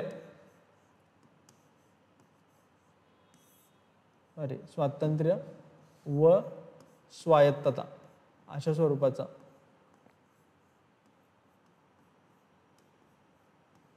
स्वातंत्र्य व स्वायत्तता अशा स्वरूपाचं त्यांनी त्यामध्ये नाव चेंज केलं होतं. त्यामुळे ए आणि बी हेच आन्सर येतं. थोडेसे 2023ला जे प्रश्न आहेत ना ते आपल्या बेसिक गोष्टींच्या व्यतिरिक्त थोडेसे फॅक्च्युअल आणि थोडंसं आपल्याला चौकटीच्या बाहेर जाऊन विचार करायला लावणारे आहेत. तर त्या अनुषंगानं एक प्रश्न आपला, सहकारी शिक्षण आणि प्रशिक्षण देणाऱ्या खालीलपैकी कोणत्या संस्थांची दीर्घरूपे बरोबर आहेत. तर आपल्याला आता काय करणं अपेक्षित आहे की एकतर मी पहिल्यांदा सांगितलं वामनिकॉम जी संस्था आहे, Vaikunthlal Mehta national institute of cooperative management ही जी आहे हे तरी मी मगाचपासून सांगतो की पुण्यामध्ये ही संस्था आहे. 1967ला त्याचं आपण नाव बदललेलं ते आपण अभ्यासामध्ये सुद्धा बघितलं. तर हे आन्सर बरोबर आहे, त्यामुळे ए असलंच पाहिजे आणि ए नसणारा हा पर्याय मी परीक्षेमध्ये 2023च्या एलिमिनेट केला होता. आता NCCIT हे national cooperative council of cooperative institute असं त्याने उत्तर दिलं, पण ह्याचा आन्सर आहे national conference on computing and information technology. National conference on computing and information technology हे त्याचं फुल फॉर्म आहे, त्यामुळे हे त्याचा आन्सर नाही आहे. मला परीक्षेमध्ये हा प्रश्न सोडवताना असं वाटलं की हे 2 नंबरचं काहीतरी चुकीच दिलं असं माझं एक इंट्युशन होतं, त्यामुळे मी बी सुद्धा एक ऑप्शन काढला होता. आता तिसरं आहे की PDVVPICOM Padma Bhushan doctor Vitthalrao Vikhe Patil institute of cooperative management. तर मी परीक्षेमध्ये आन्सर हे 2 लिहिलं होतं, हा प्रश्न माझा चुकला होता, पण ह्याचा आन्सर 1 आहे. ह्याचा आन्सर म्हणजे Vikhe Patil institute of cooperative management असं नाही आहे, तर ह्याचा आन्सर दुसरंच आहे, ते आपण येणाऱ्या काळात बघूच. असा एखादा प्रश्न चुकू शकतो, पण हा लक्षात घ्या हा प्रश्न कॉम्पिटिशनचा प्रश्न नाही आहे, कारण की जर हा प्रश्न जर तुमचा चुकत असेल, तुम्ही व्यवस्थित अभ्यास करू नये, तर तो इतर सर्व मुलांचा सुद्धा चुकत असेल. पण सोपे सोपे प्रश्नांमध्ये स्पर्धा असते हे लक्षात घ्या तुम्ही. आता पुढचा एक प्रश्न, खालील विधाने विचारात घ्या आणि योग्य पर्याय निवडा. दिनांक 31 मार्च 2022 रोजी महाराष्ट्रात 175 नोंदणीकृत सहकारी साखर कारखाने होते आणि पुढे दिनांक 31 मार्च 2022 रोजी महाराष्ट्रात 20,897 प्राथमिक कृषी पतपुरवठा सहकारी संस्था होत्या. तर ह्यातलं काय बरोबर आहे? मला फक्त एक माहित होतं PYQच्या आधारे ह्याचा आन्सर 20,195 होतं, 20,195. त्यामुळे मला हा ऑप्शन एलिमिनेट झाला आणि मग हा ऑप्शन मी बरोबर झाला आणि हा माझा आन्सर बरोबर आला. म्हणून PYQ जे आहेत ते सुद्धा तितकेच महत्त्वाचे आहेत. आणि मी जसं म्हटलं की आपण अर्थसंकल्प आल्यावर सुद्धा हा अर्थसंकल्प आहे किंवा इकॉनॉमिक सर्वेमधला प्रश्न आहे, तर अर्थसंकल्प आल्यावर सुद्धा आपल्या सिलेबसशी निगडीत जे महत्त्वाचे घटक आहेत त्याच्या अनुषंगानं महत्त्वाच्या गोष्टी, महत्त्वाचे फॅक्ट्स आणि महत्त्वाची आकडेवारी जी आहे ती आपण करणारच आहे. तर त्याचा आन्सर ए होतं. पुढे येथे सहकारी व्यवस्थापनाच्या प्रादेशिक संस्था स्थित आहेत किंवा regional institute of cooperative management are located at असा एक प्रश्न होता. तर एकतर ह्याचा आन्सर BD आहे. हा प्रश्न पण जवळपास बहुतांश उमेदवारांना एक खूप चॅलेंजिंग प्रश्न होता, कारण फार सहकारी चळवळींच्या बाबतीत फॅक्च्युअल इन्फॉर्मेशन आपण वाचत नाही, पण आपण आपल्या लेक्चरमध्ये हे कव्हर करण्याचा प्रयत्न करू. तर regional institute of cooperative management हे बेंगलोरमध्ये आहे, त्यामुळे तुमचं D ऑप्शन असला पाहिजे. त्यावर 3 आणि 1 हे जे आहे ते एलिमिनेट होतं. तर राहिला फक्त A आणि B ह्यातला कुठला, तर तुम्ही 50-50वर येता आणि मी ह्याचा आन्सर 2 केलं होतं करेक्ट. तर ह्याचा आन्सर B आणि D म्हणजे पटना आणि बेंगलुरू असा एक होता. महाराष्ट्रातील सहकारी कायद्यांबद्दल खालील विधाने विचारात घ्यावं, योग्य पर्याय निवडा. मी मगाशी म्हटलं की महाराष्ट्राची निगडीत जी छोटी छोटी फॅक्च्युअल इन्फॉर्मेशन आहे 1889 पासूनची, तर ती आपल्याला माहीत असणं अपेक्षित आहे. महाराष्ट्र सावकारी नियमन कायदा जो आहे 2013चा दिला, पण हा आहे 2014चा, त्यामुळं ते आपल्या नोट्समध्ये आहे. त्याचबरोबर महाराष्ट्र राज्य सहकारी दुग्ध संस्था कायदा 1960चा नाही, तर तो 1967चा आहे, त्यामुळं तो एक जाईल. त्यामुळे दोन्ही आन्सर चुकीचे आहेत. पुढचा एक प्रश्न आहे, मला वाटतं शेवटचाच प्रश्न आहे. आपण ठराविकच रिसेंटच्या एक्झाममधलेच बघतोय. आपण वेळ मिळेल तसं अजूनही सर्व प्रकारचे PYQचे सहकाराशी किंवा इकॉनॉमिक्सच्या एकंदरीत सर्व टॉपिकशी निगडीत आपण सोडवण्याचा प्रयत्न करू. सहकारी संस्थांच्या निबंधकाच्या बाबतीत खालीलपैकी सत्य विधाने ओळखा. सहकार निबंधकाच्या कार्याची व्याप्ती वाढल्यामुळे जून 1991 पासून सहकार निबंधकाचे पदनाम सहकार संस्था आयुक्त व निबंधक असे विस्तारण्यात आले. हे बघा, आता हे स्टेटमेंट मला परीक्षेत माहीत नव्हतं. पुढचा प्रश्न दुसरा वाक्य, महाराष्ट्रातील सर्व सहकारी संस्थांवर सहकार आयुक्त व निबंधक महाराष्ट्र राज्य पुणे यांचे नियंत्रण असते. आता हे आपल्या नोट्समध्ये होतं, हे माझ्या नोट्समध्ये मी वाचून घेत होतं. कोऑपरेटिव्ह कमिशनरेट जे आहे ते पुणेमध्ये आहे आणि ते राज्यातील सर्व सहकारी संस्थांवर जाते. त्यामुळे हे स्टेटमेंट एक्झाममध्ये मला माहीत होतं बी, त्यामुळे बी नसणारा ऑप्शन पहिला एलिमिनेट केला होता. यानंतर सहकार आयुक्त व निबंधकाची नेमणूक केंद्र सरकारद्वारे केली जाते. आता आपल्याला माहिती आहे की सहकार हा कुणाचा विषय आहे, राज्य सूचीमधला 32 नंबरचा विषय. भले त्याच्यावर आता मिनिस्ट्री आलेली आहे, पण अल्टिमेट कंट्रोल हा कुणाचा असणार आहे, राज्य सरकारचा असणार आहे, कारण सहकार हा कुठलाचा विषय आहे, राज्याचा विषय आहे. त्यामुळं हे स्टेटमेंट सुद्धा चुकीचं होतं. त्यामुळे तुमचं ऑप्शन हे जातं राहिला तुमचा आन्सर हे. मी हे आन्सर मारलं होतं जे की आन्सर बरोबर आहे. त्यामुळं लिमिटेड इन्फॉर्मेशनवर सुद्धा तुम्ही एलिमिनेशनच्या माध्यमातून जर तुमचं बेसिक क्लिअर असेल तर तुम्ही आन्सरच्या जवळपास जाऊ शकता. हेच सांगण्याचा माझा इथं प्रयत्न आहे. तर अशा पद्धतीने आपण सहकार हा टॉपिक जो आहे तो पूर्ण बघितलेला आहे. हे बघा, सहकार हा टॉपिक खूप महत्त्वाचा आहे. यासाठी महत्त्वाचं आहे की केवळ 1-2 तासाच्या स्टडीवर अभ्यासावर तो टॉपिक पूर्ण होऊ शकतो आणि त्याच्यावर तुम्ही 4 ते 5 प्रश्न तुम्ही एक्सपेक्ट करू शकता, जे की तुम्हाला सर्वच्या सर्व प्रश्न सुटणं हे पॉसिबल आहे. त्यामुळं हा टॉपिक किंवा मनीसारखा टॉपिक असे छोटे छोटे मार्क जर तुम्ही कलेक्ट करत गेला तर GS2 मध्ये तुम्हाला नक्कीच 90 ते 95 जो खूप एक आयडियल स्कोअर मानला जातो त्याच्या जवळपास जायला काहीच हरकत नाही, हे माझ्या अनुभवावरून सांगू शकतो. त्यामुळे सहकार टॉपिक इथे आपला संपलेला आहे. आपण भेटू नेक्स्ट लेक्चरला. थँक्यू. आपल्या शैक्षणिक यशासाठी आम्ही घेऊन आलो आहोत सारथी बॅच. सारथी विद्यार्थ्यांना सॅमसंग, लिनोव्हो, एसर यांसारख्या उत्तम कंपनीचे टॅब आणि त्याचबरोबर अभ्यासिका मोफत मिळेल. संयुक्त परीक्षा, राज्यसेवा, जुना आणि नवीन अभ्यासक्रम, वैकल्पिक विषय तसेच UPSCसाठी खास टेस्ट सिरीज घेतल्या जातील. तुमच्या मार्गदर्शनासाठी नीरव सर, अरविंद सर आणि Ranjit sir all India rank 480 यांसारखे सर्वोत्कृष्ट प्राध्यापक लाभतील. तसेच मोफत लायब्ररी सुविधा, उत्तम दर्जाच्या नोट्स आणि वैयक्तिक मेंटरशिपचा लाभ मिळेल. तसेच इंटरव्ह्यू मार्गदर्शनासाठी अनुभवी पॅनेल आणि मॉक इंटरव्ह्यूची सुविधा उपलब्ध असेल. 2021 पासून सारथी बॅचमध्ये 900हून अधिक विद्यार्थ्यांनी दिलेला सकारात्मक अभिप्राय मिळालेला आहे. निकालामध्ये DC, DYSP आणि UPSCमधील IRS यांसारख्या प्रतिष्ठित पदांवर नियुक्ती झालेली आहे. तुमचं स्वप्न साकार करण्यासाठी आजच सामील व्हा सारथी बॅचमध्ये.